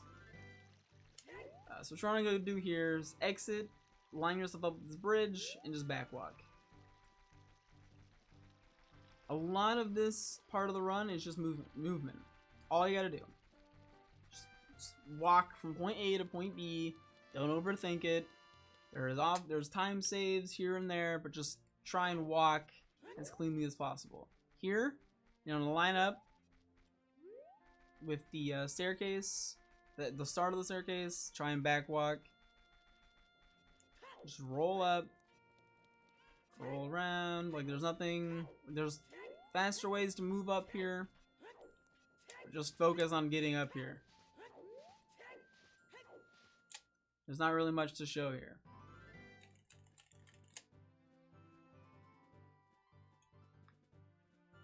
The split more or less is just walking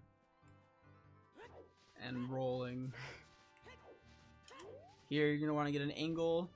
I try to just go slightly to the right so that when I turn around and back walk,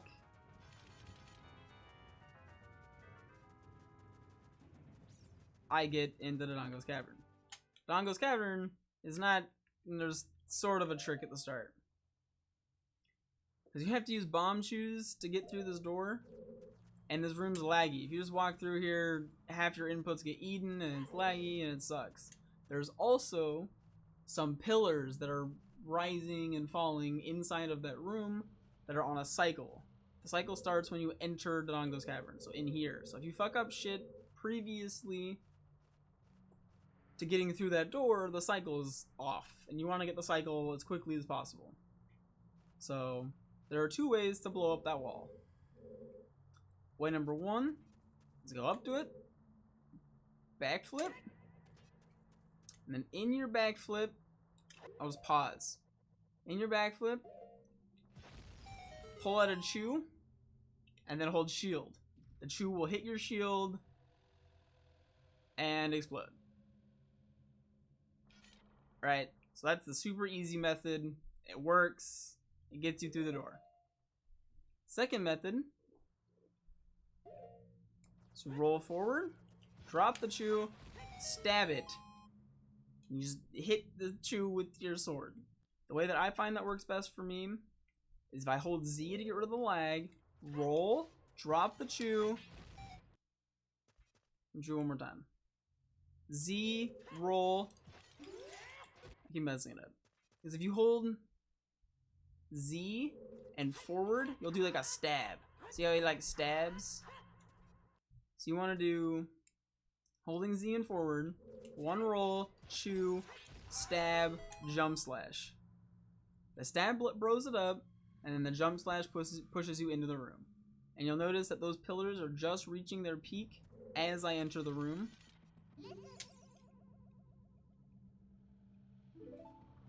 So that I can get across them over to this button without having to wait for anything. But I need to go over here and hit this button. Because that opens up that door. Again, every time in this game that there is lag, you can hold Z to get rid of some of the lag. You can't roll while you're holding Z. So what I do is I roll and then hold Z. And the lag goes away, but you still get to do roll speed.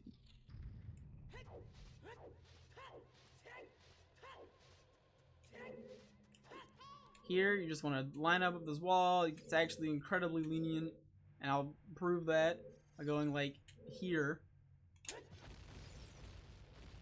And that doesn't work, but like that does. But just kind of line up on the wall, it'll work. Don't worry about it too much. Do a backflip, pull the chew, and then while the chew is out, hold shield. Pretty straightforward. Backflip up 6 times, and then you can hold a direction. It's fastest to go up the left side. You can just roll up here, side hop, but preferably just roll. It's the easiest. It'll get you to the door. And right now, I'm trying to just teach you how to get to the door. This split sucks. I'm just gonna say this split sucks. It's just movement. And there's a lot of little tricks and tips you can do, and it'll save you like 10 seconds. And some of it might lose you a lot of time if you fail it. This room is incredibly laggy, so you want to be holding Z the entire time if possible. And there's also a bridge. So you want to backwalk to go across this bridge. The least amount of lag. So line yourself up and then start backwalking. After you're on the bridge for a little bit, turn around, because if you just backwalk off, you'll just land into that and fall and be very sad. So, yeah, you want to backwalk, get over here, and then go back to backwalking. Once you get to around this point, holding Z and looking this way does not get rid of the lag because you're seeing all of the Longo's Cavern. So then, switch to down and then re-target. It's like you're in this room. So, here, the goal is to get to that platform over there. You can like line it up and do like a roll and just hold forward, and that works. And it's cool and whatnot, but you can also target the wall here, do a roll, dry roll, which if you're not too close will bring you over to that ledge. If you're too close to the ledge when you start the roll, he'll do the little jump and you'll get sad. And you'll end up talking to Navi, and then you'll wonder why you do this. Stuff like that. Yeah. So what I do to not have that happen, because you backwalk into the room and then you flip around so you have the perfect straight angle. You then can just not go on the ladder. You get to around here, you can side hop and then roll after the side hop. And you'll get like a sideways roll like this. And then you can just hold forward. And it'll get you there every time. 4 side hops, and then you can go grab the bombs. It looks really simple when someone does it. Like, with a setup, that shit looks really, like it works every time, but if you kind of do it without the setup, you just kind of miss it a lot, because it's actually kind of a precise jump. I used to kind of just like wing it like this. And like you can get it, it's not that precise, but failing it is incredibly tilting, and you don't want to fail it, ever. So just use the setup.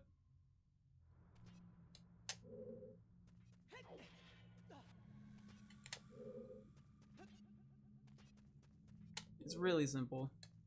You can always just, if you fail it and come back up here, make sure your sword's put away. You can just target the wall, ESS to the right.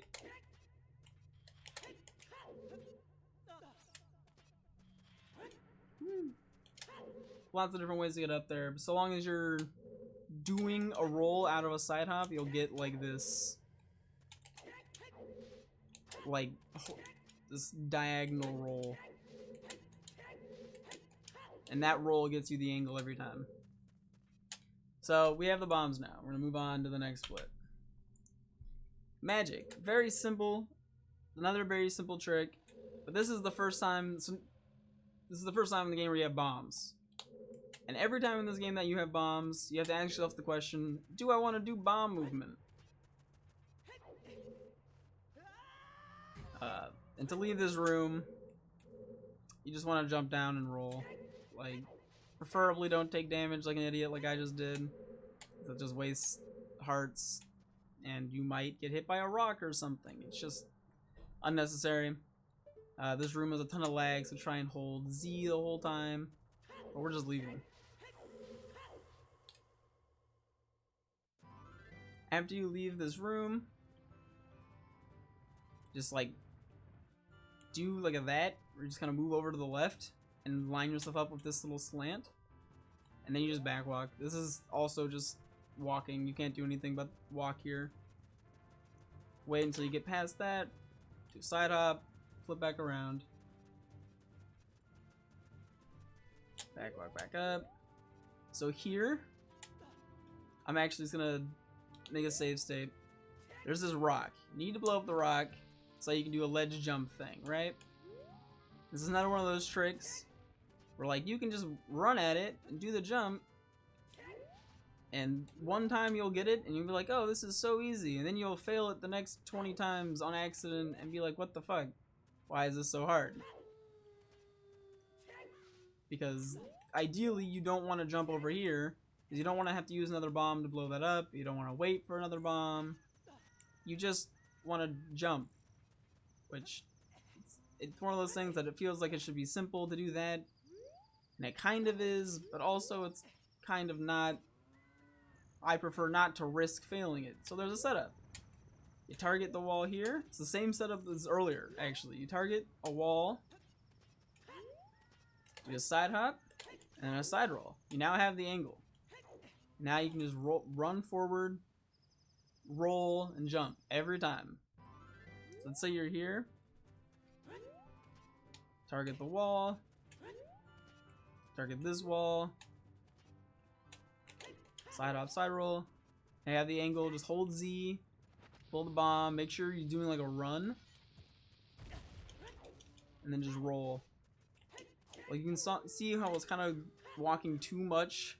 I was doing like a little walk thing like that. And not the actual roll.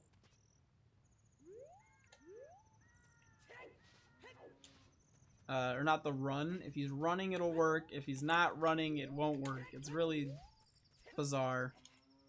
But he needs enough speed to actually get the jump. Angle. Boop, boop. See how I'm like running into the rock? Boom. Every time. Alright. It's just one of those things that no one taught me that for a long time, and I would just lose random amounts of time there. And there's not a tutorial on it anywhere. But you can save time. You can save a lot of frustration by just using a quick setup. And if you get fast at the setup, it's not slow anymore to do the setup.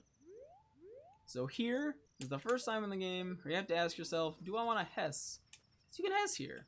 And it saves a good chunk of time. But also, Hessing is hard. A lot of people make Hessing look easy, but Hessing is hard.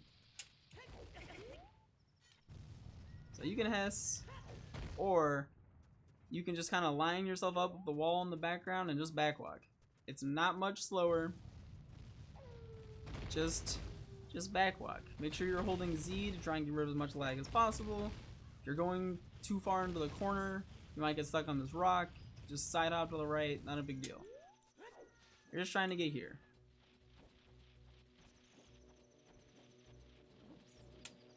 Waltzes are super annoying. After they start going after you, if you stop moving, they'll reset and they won't go after you while they're resetting. So you want to try and like bait them and then have them run away. Waltzes are just obnoxious. They're another thing that you will learn over time how to deal with them. It's kind of similar to guards. But unless you deal with them a lot, you'll never actually learn how to deal with them. And if they hit you, you probably aren't losing that much time. Just get back on the thing and climb again. And then you just want to pull your bomb and backwalk into it, so that as soon as the bomb explodes, you get into this room. You want to roll, because it's 4 rolls, so it's faster to roll than the backwalk. Play your song. Magic. Very short split, but it's got a lot of little things that people don't know about or they just don't do because it's slightly slower. I didn't show the Hess up that mountain, which a Hess is a hyper extended super slide, but that's just because a Hess is a Hess is a Hess is a Hess. Everywhere where you can Hess, it's faster to Hess. Always. It's just always faster to Hess. It's just a matter of, do I want to use this bomb and do I want to know how to Hess? I had a 130 something before I learned how to Hess.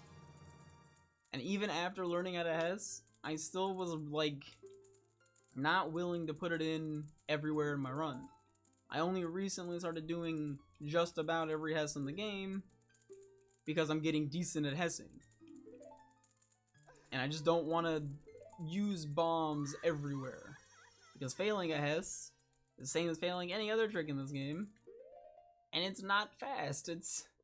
There are a few places in this game where you can go for a Hess, and if you get the Hess, it's faster, but if you fail the Hess, it was faster to not attempt it at all.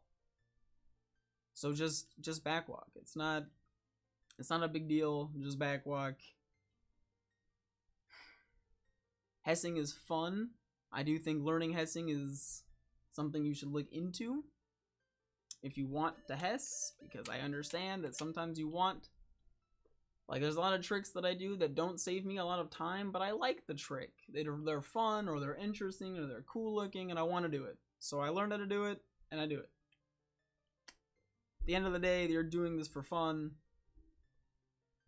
I'm just trying to tell you that resetting all the time to Hessing, to your failed Hessing, is not... Like, if you're constantly resetting to your Hesses, and that's upsetting you, consider not doing them. That might make you happier than constantly resetting to this trick. But if you want a Hess, go right ahead. I won't stop you. I do a lot of stupid shit that I shouldn't do. After you talk to her, you end up right here. You can just hold Z and backwalk. Pretty straightforward. You're going to want to line yourself up right here, like kind of like with this corner. And then backflip and hold down. And then right before you land, switch to the left and side hop. So that when you land, you side hop. Because you want to start taking damage. A very specific amount of damage in very specific places. Same thing here. After you jump off on that ledge there, I'm going to redo this again. So you want to go here, backflip, hold back, and then side hop.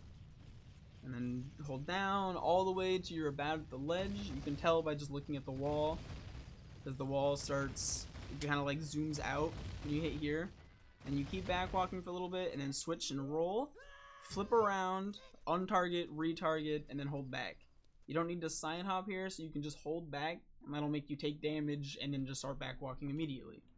If you're not holding Z and a direction, you'll just fall and do like this, I broke my legs kind of animation. After you enter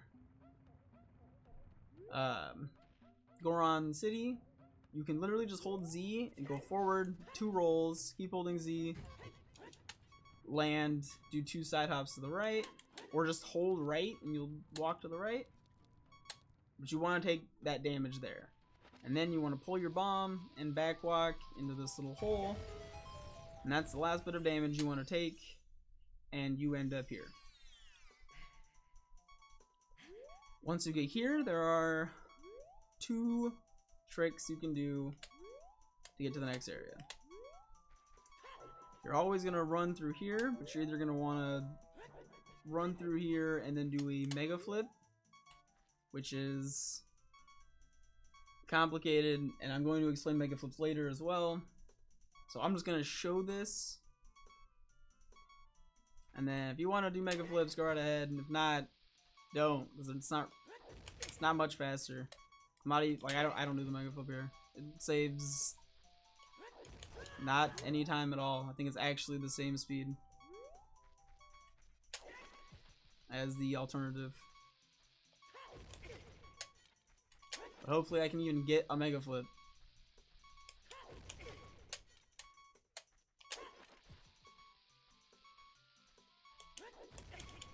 Oh my god. But you're using the damage from the bomb to flip. Like, you need to block the damage and then do a backflip. I don't do them very often. And the one that I do, there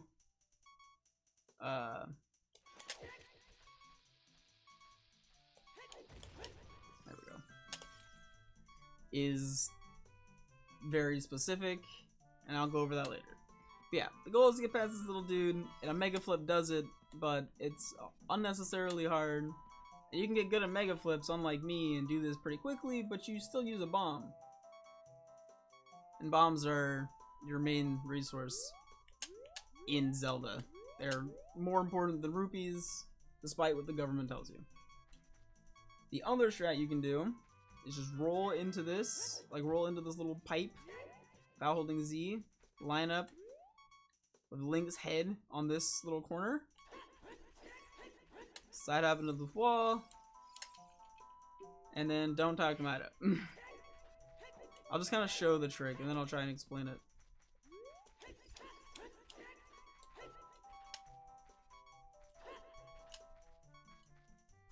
Like, if you fail it, you can always just go here, C up, and move your minimap slightly over that little body of water, hold Z, mash back.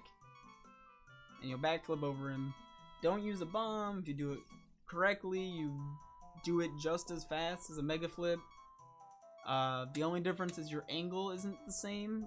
When you do the mega flip, you enter this room being able to just backwalk.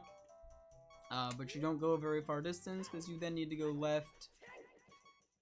Or no, you go back and then left, yeah. Back, left. I'm a casual, never played this game before. I'm trying to get over here to the meadow. But you get a specific angle by rolling into the little hole like that.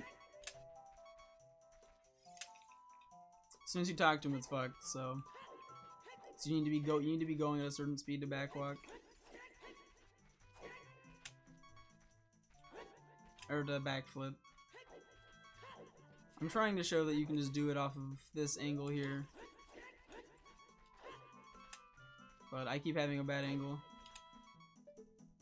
But it's not usually a big deal because you can generally just see up and get the angle.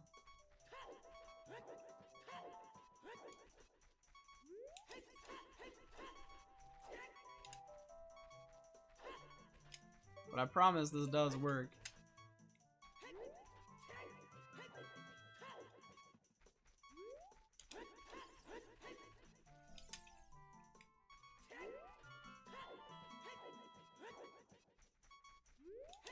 Yeah, this angle's not right. The way you enter the room matters, and the way you target matters. But I think that's the angle. I just need to actually backflip at the right time. Yeah. So that's it. You also have to backflip on the right, like as close to Mido as possible without talking to Mido. But if you do it like this, it's just as fast as doing the mega flip, but it saves the bomb.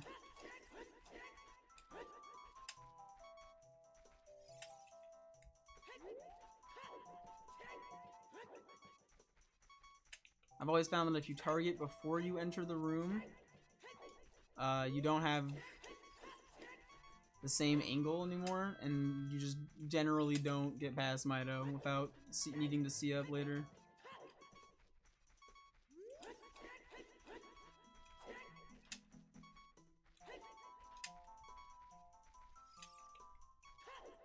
This is something that I've been needing to practice more. So it's fairly specific, but it's fast and not necessarily hard. It's just, you need to recognize what you're looking for. The good thing about it is if you fail it, you just see up and try to angle the minimap along the water at the bottom.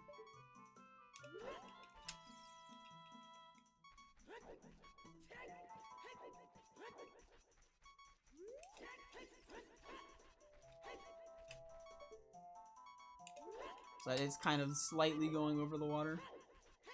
I'm gonna move on though, because that was a lot of time on a trick that is pretty easy and has a simple backup.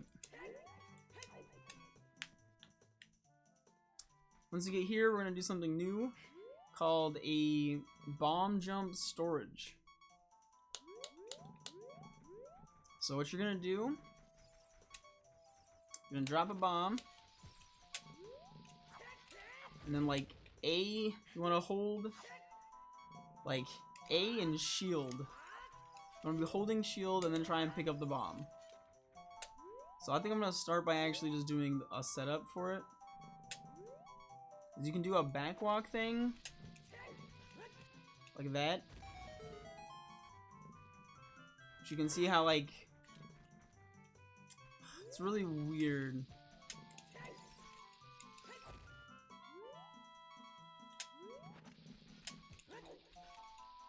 See how I'm sitting here mashing A and I can't do anything because he's just kind of standing still? Now if I jump, if I try to backflip or side hop or anything, I'll just go straight up.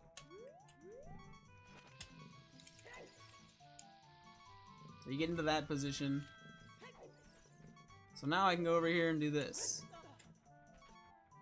And it kind of puts you in the air, and when it puts Link in the air, he tries to grab stuff, and so it allows you get a little bit of height to climb up here and skip all of these nerds. And they're nerds and we hate nerds, so we're skipping them. The actual setup for if you don't want to fuck this up because it can kill you. Hold the bomb over your head. Backflip. Roll. Roll. Gotta do it faster than that.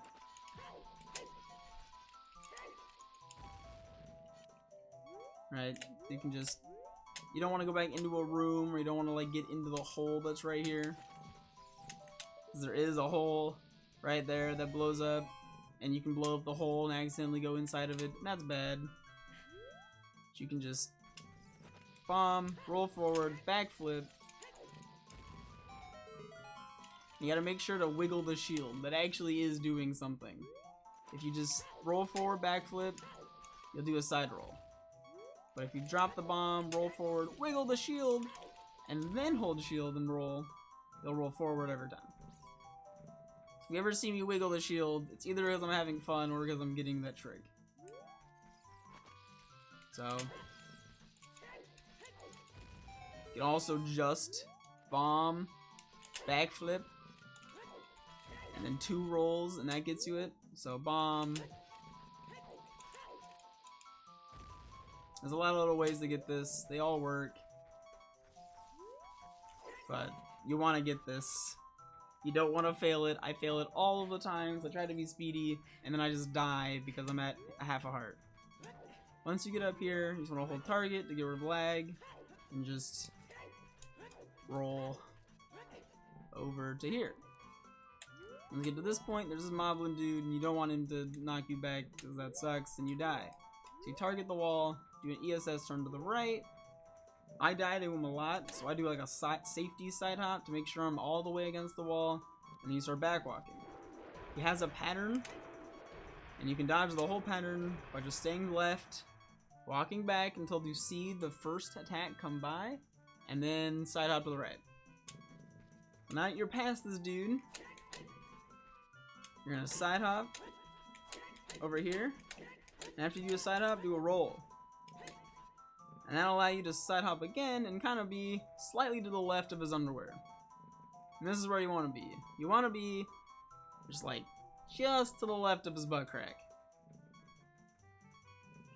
And you want to keep holding Z, pause, start holding back in the pause, unpause, and unpause lag, pull your bomb. You're going to get to the top of the stairs, and the bomb's going to kill you as soon as you start this cutscene.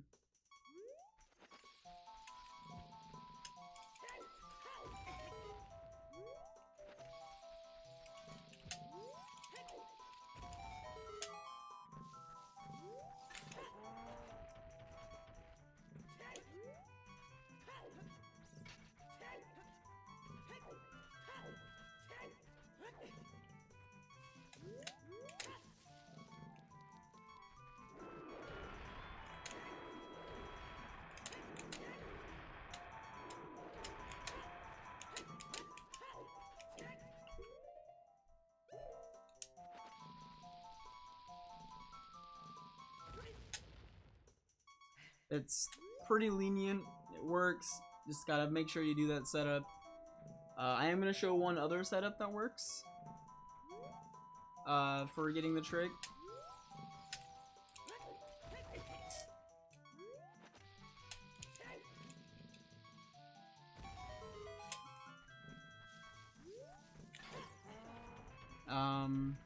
After you get over here, because some, like, if you get the wrong position or something, and you do that backwalk strat, you might not really realize it. It's hard to tell that you fucked up something minuscule, and now you're going to die 1 frame late or 1 frame early, and you're not gonna get the trick, and it's sad. And 1 frame late is you watch a cutscene, 1 frame early is you die, have 3 hearts, at way over there, and have to come back. The other thing you can do is ignore this guy. Just come all the way up here. And you can line yourself up like this little black dot. Do an ESS turn to the right.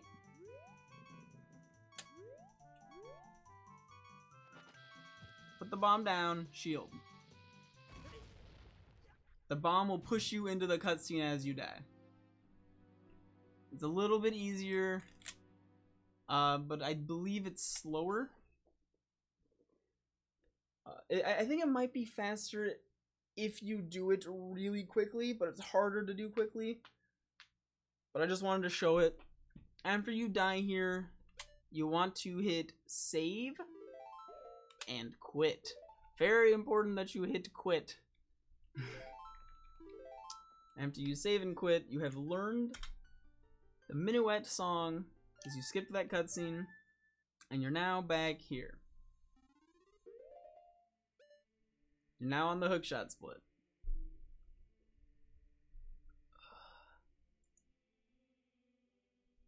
How do I save and quit? The first pause menu is yes or no to if you want to save. So I hit B here. This is, do you want to save? Yes or no? Yes. And then if you're dead, it'll then say, do you want to continue? Yes or no? And you can hit yes or no. It's on this menu. This is always yes. This is always no. It's just, I feel like it's in Japanese, and I feel like I should explain that.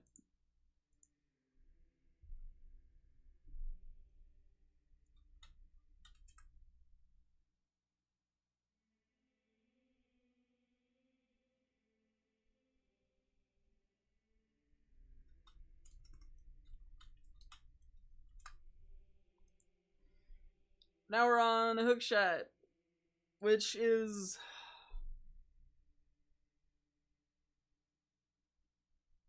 and then, oh, why are you playing in Japanese? It's because I'm a huge weeb. Moving on. You can play in English, it's just slow and stupid. It's unoriginal, you want to play in Japanese.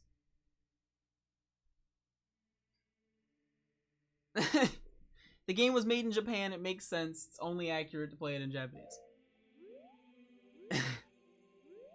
There's actually like 9 ways you can leave this room. You can roll, you can backwalk, or you can side hop. Perfect side hops is technically the fastest method of leaving this room. I accidentally, whatever.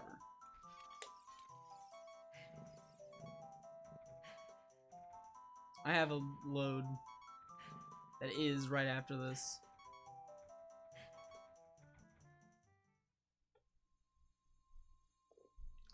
Alright. The fastest way to leave here is technically frame perfect side hops. But if you frame perfect side hop through there, congratulations, you're a legend. And also, it's faster by like half a second. So congratulations, you're a legend.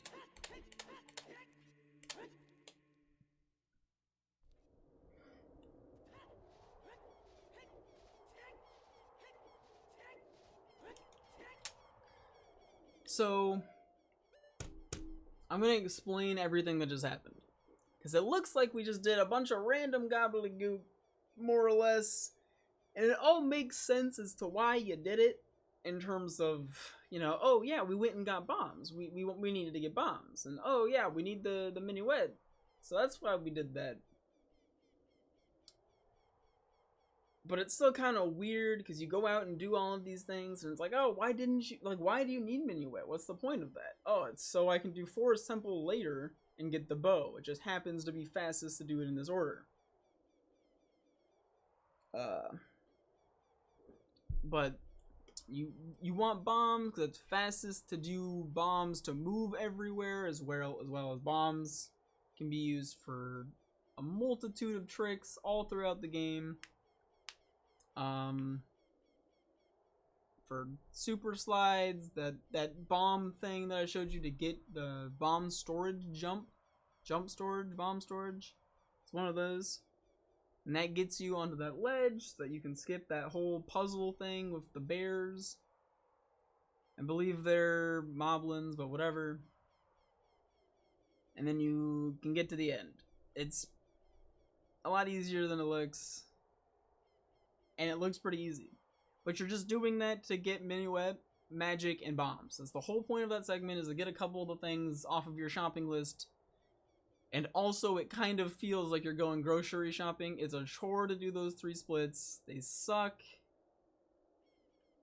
And that's the middle game. The middle game of this category is go run errands as fast as possible. Don't have any fun. You're not going window shopping. You're running your errands. You're getting, you're getting the shopping done. But then you get to Hookshot and you start doing stuff again. It's almost like throughout this category, you kind of reset back at the Temple of Time. You do it like 3 times, I believe, and every time it's better than the last. Alright, see you later, Graven. So I'm going to show all the different methods here for getting to the next section. Because now you're going to CAC again, which earlier we went there via backwalk. Right? And you can still backwalk. That's still a very valid option of getting to Kakariko here. It's not that slow. But you can also do something called the super slide that I failed. This is the hardest method of super slide that you can do.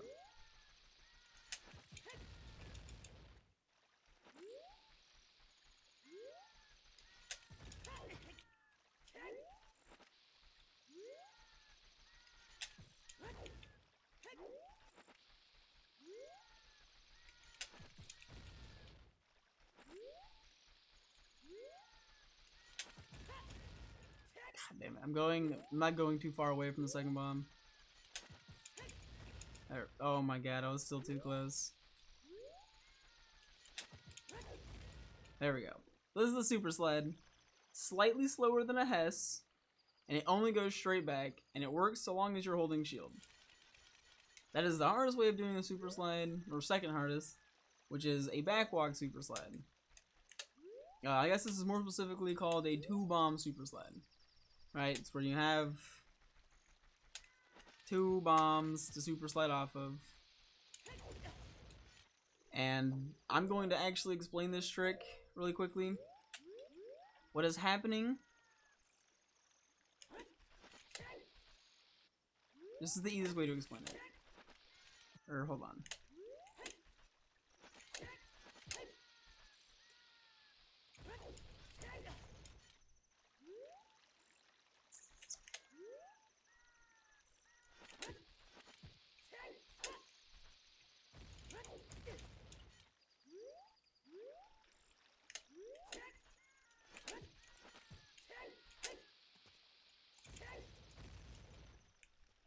Not blowing each other up.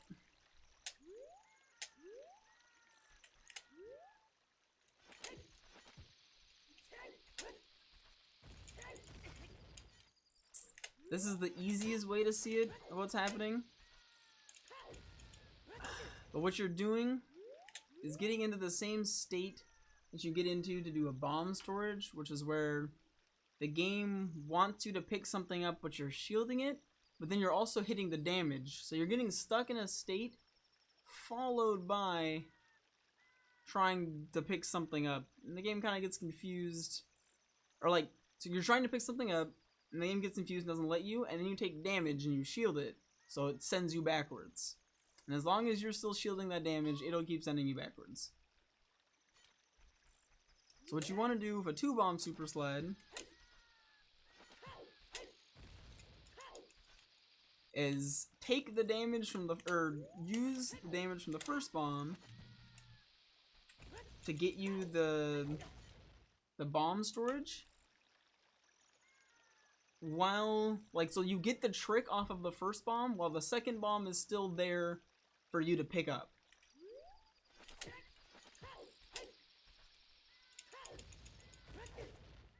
So you want to be trying to pick up the first bomb, or the second bomb, while the first bomb is still exploding. And that gives you this, and it's super cool. You use it lots of times in the run, and this is the simplest way of doing it, which is just doing like a side hop thing.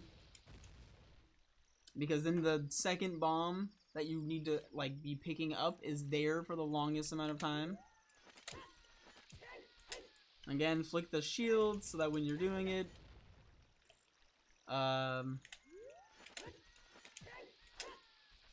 You actually roll, but you need to do it as the first bomb blows up. You need to be grabbing the first bomb. You need to grab the second bomb as the first bomb blows up.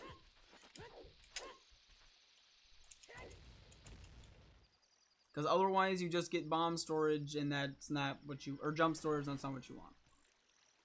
So the way that I do this is if you put 2 bombs down, they don't blow each other up. That is effectively 1 bomb. And it's pointless. So don't just like do that. But something I need to explain is that when you hold a bomb over your head and then shield drop, it's in a different spot than if I just immediately shield drop it. Right, you can kind of see, let me just do that and walk away. You can see how the bombs are next to each other. And that's good enough. That has effectively the same thing as what the other side hop bomb method was. So next to each other, and they're going to blow up at different times.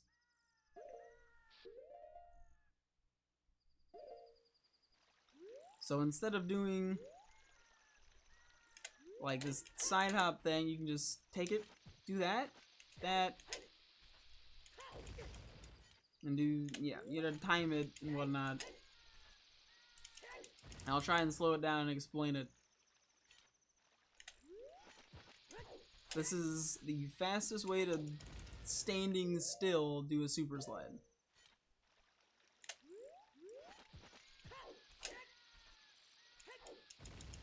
If you go too early, you get that, and you get bomb storage. You go too late, you take damage, and you're sad because your bombs blew up.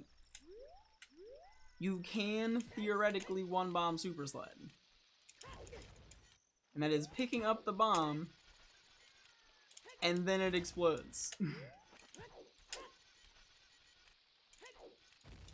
And it is a 1 frame trick versus the other methods are all like many frame tricks. And you want the many frame tricks because that's easier.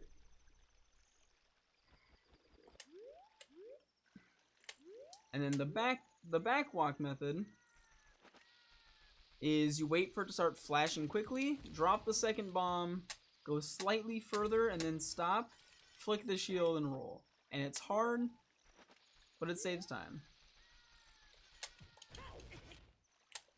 When you're going to this area, yeah, I thought it was like 3 to 5 or something like that, but I knew it was a big window. It was a big window of frames. When you're back walking to CAC, if you stop, do this, and do this super slide, it seems really fast, but actually just doing this and not standing still is about the same speed. I think it's like a second slower, maybe. And you save 2 bombs. It took me a really long time to cope with the fact that this is faster than doing a super slide. Than like getting this angle and then dropping the 2 bombs and rolling. Because you have to wait for the bombs to roll. You have to wait for the bombs to explode. And you have to get the angle and yada yada yada. And you just end up getting there around the same time. So it's only faster to do a super slide here if you can do the 2 bomb super slide method. Or the back walk 2 bomb super slide. Which I'm super bad at today for some reason, but whatever. But this way you were back walking, then super sliding versus standing still and then super sliding. And when you get here, your only options for movement are hessing or just walking. Walking isn't that much slower than hessing. I believe the hess here saves like 9 seconds. So you're better off just walking until you learn how to hess.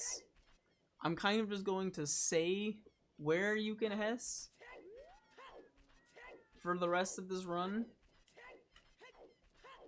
And I'm gonna have like a notepad at some point that I'm gonna attach to the YouTube video and the Twitch VOD that lists all of the Hesses in the run from like in like importance. And I might actually get the timings on all of them, but we'll see. But you can just roll here and back walk and whatever movement you want to use to get over here. It's not a big deal. You need bombs throughout the run to like actually progress, and this is the last stop to actually get bombs feasibly, because this is the best patch of grass in the game for bombs, more or less, at least in this run. But there's bombs here, and the next step is that we have to raise Dampe. You can see here how I anger this ghost and then start pulling this, and it's because he stops the cutscene and allows you to just roll right in. If you've seen the Dampe race before, you basically know what's going on. You race him and he throws fire at you and it sucks. In this category, we do need bombs, and this pot over here 100% of the time has bombs. So just go get it. Unless you have 20 bombs somehow, just go over there and grab the bombs. It's worth it. And then you're just gonna raise Dampe. You want to try and hug the wall as much as possible during the race, but at the end of the day, just try not to get hit by fire and try to be rolling as much as possible. It's Dampe race. Play the game casually for a minute.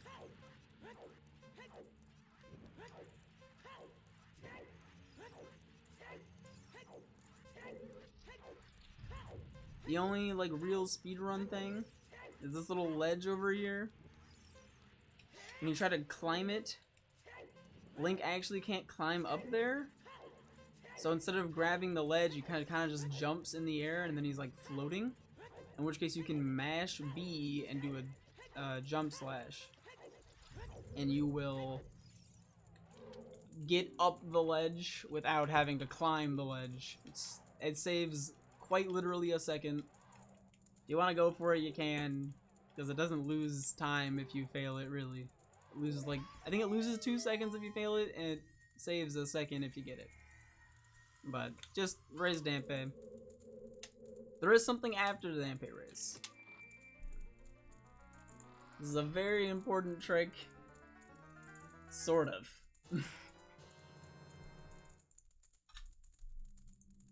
The reason I say sort of is because it's not really a trick and it's not really hard. But if you fail it, you're really depressed.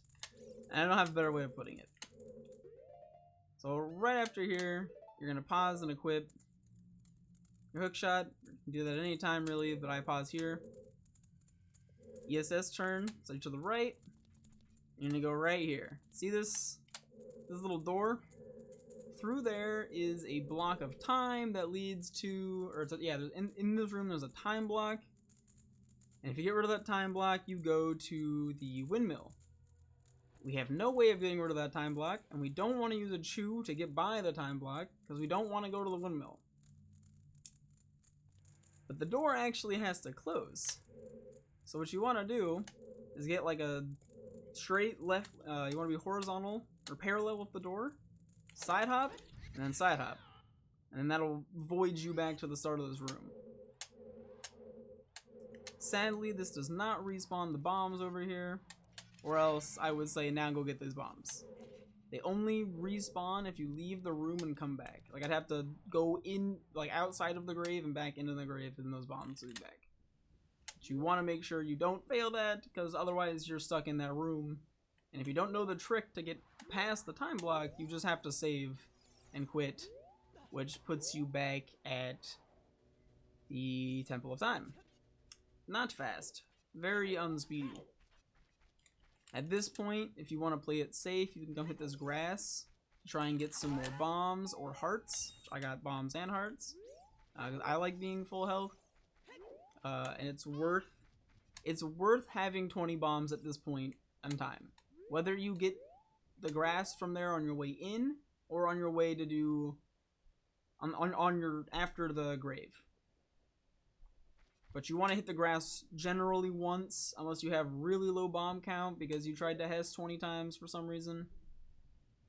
In which case, you can always just like reload that grass by walking out of here and back in. But it's still completely random. You might get bombs, you might not. Just quick spin. You're probably just gonna get rupees every time and reset. At least that's what I do. But now we're gonna do Hookshot Jump.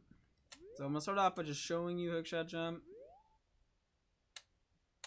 There's like two setups. A lot of people do this where they just kind of target there. Right? I'm pretty sure you can target like any part of this. And then flip around. And then left, up against the wall, right. I'm gonna do it, and then I'm gonna go back and explain what I actually did.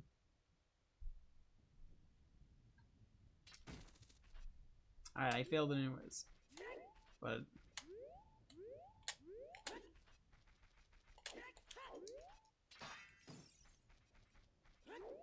yeah, and if you don't want to target this wall to do it, this is generally the easiest way to target it. To get your angle before up against the wall, you can also just target on this little splotch on the wall here. This little darker brown spot.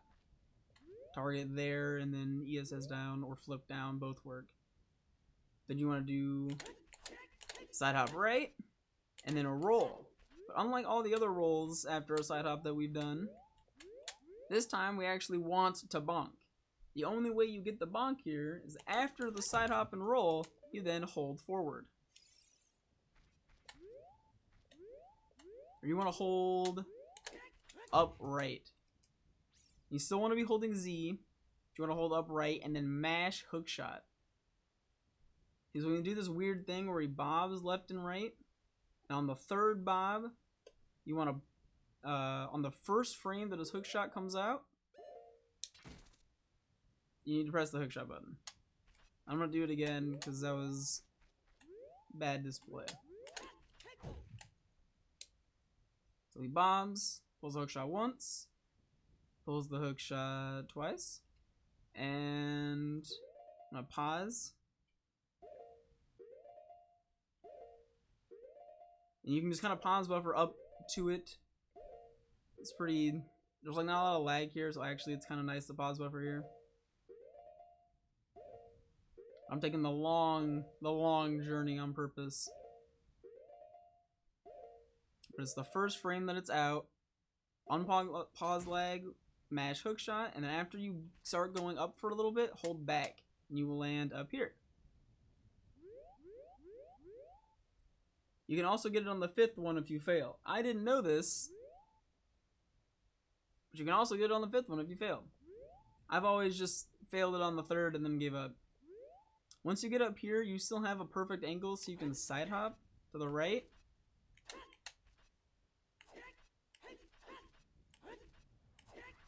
If you do 6 side hops, you land next to this Poe.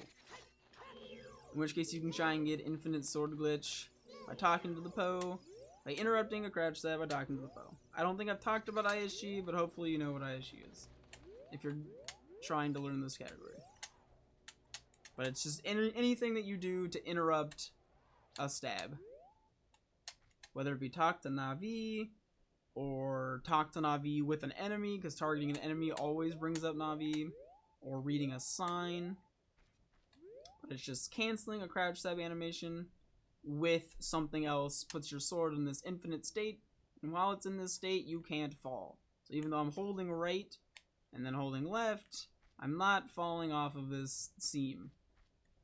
You don't want to fall. When I actually learned this trick like a year and a half ago, I didn't get ISG. I thought you just had to very carefully walk across this seam, and it was just the hardest trick in the world. I don't know how everyone was just rolling around up here.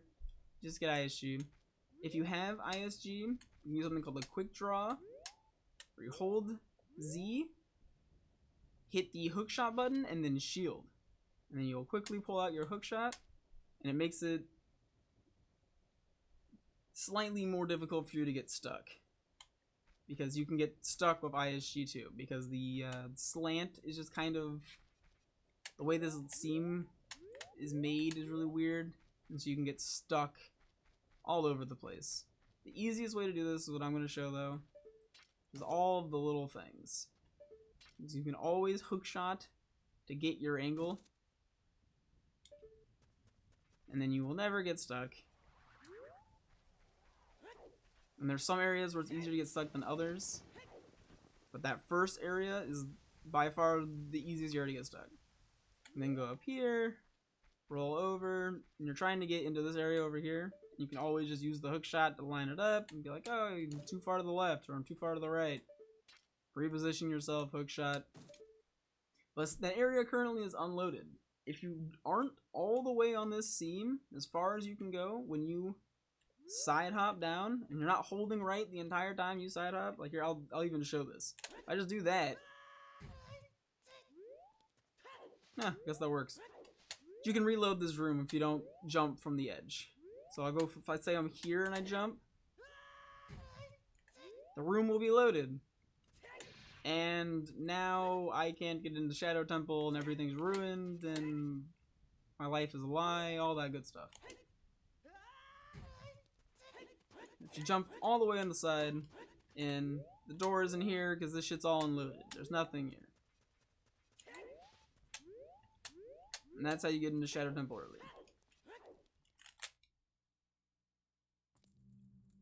There's two options for movement here. They're pretty straightforward. You can either walk over and just aim at that with your hook shot, or the quick method is you target the wall so that you're just kind of, you can Z target, in which case it's just up and down, slightly quicker, but it's irrelevant. And also, while you're grabbing that ledge, if you hit B, the second you grab the ledge, you'll pull your sword, and that's slightly faster. But also, that's a minor thing, and don't worry about that.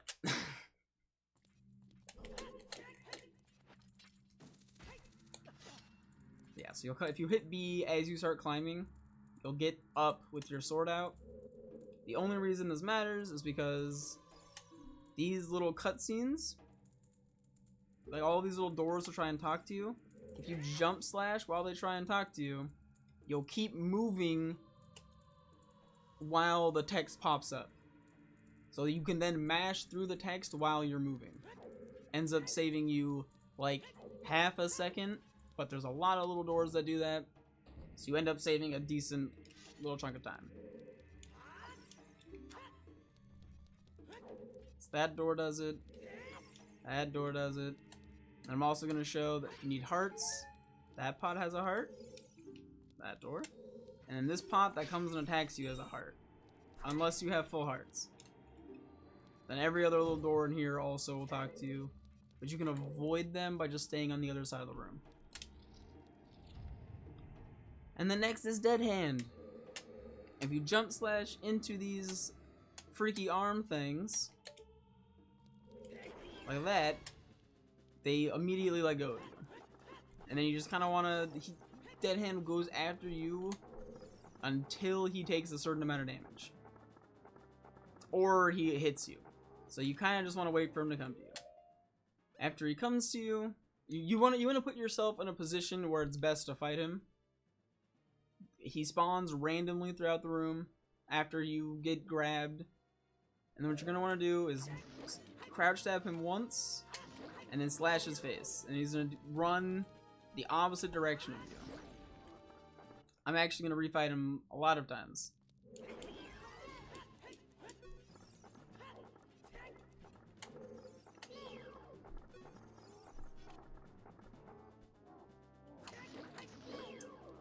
Because there's actually like a pattern that he has that you can watch for how to hit him. Because when Dead Hand starts to go underground again, he's like his hitbox is right now. If I try to hit him, nothing happens. He doesn't have a hurt box. I can't damage Dead Hand. But as soon as he starts going underground, I can hurt him.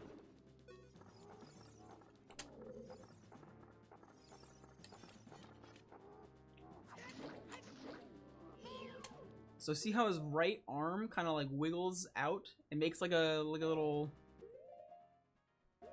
I don't know, his elbow kind of wiggles out away from his body, and then it goes back in, and then it goes back out again at the end. I'm waiting for it to go all the way out. So right there is his elbow starting to swing back out again. When his elbow swings back out, is when you want to jump slash. So it goes in and then out. I got too close to the hand.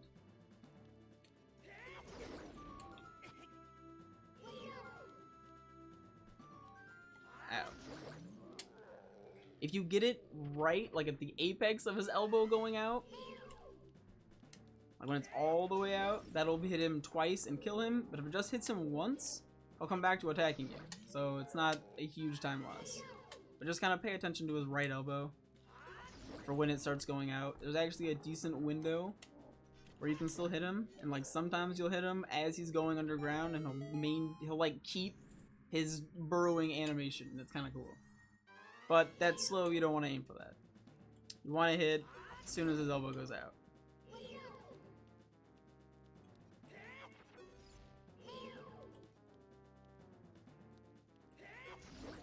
So you can get the double.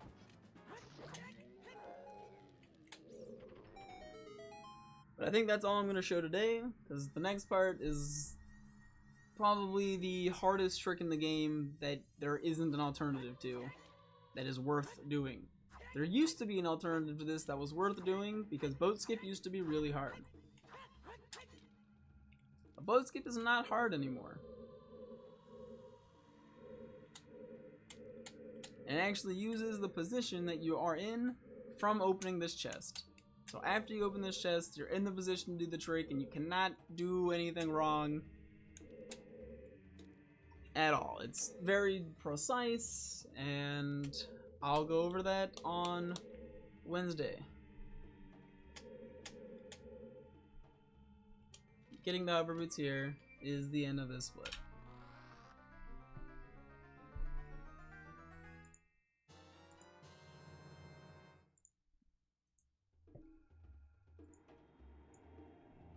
I'm done for the day. I'm gonna find someone to host, and then on Wednesday I will be back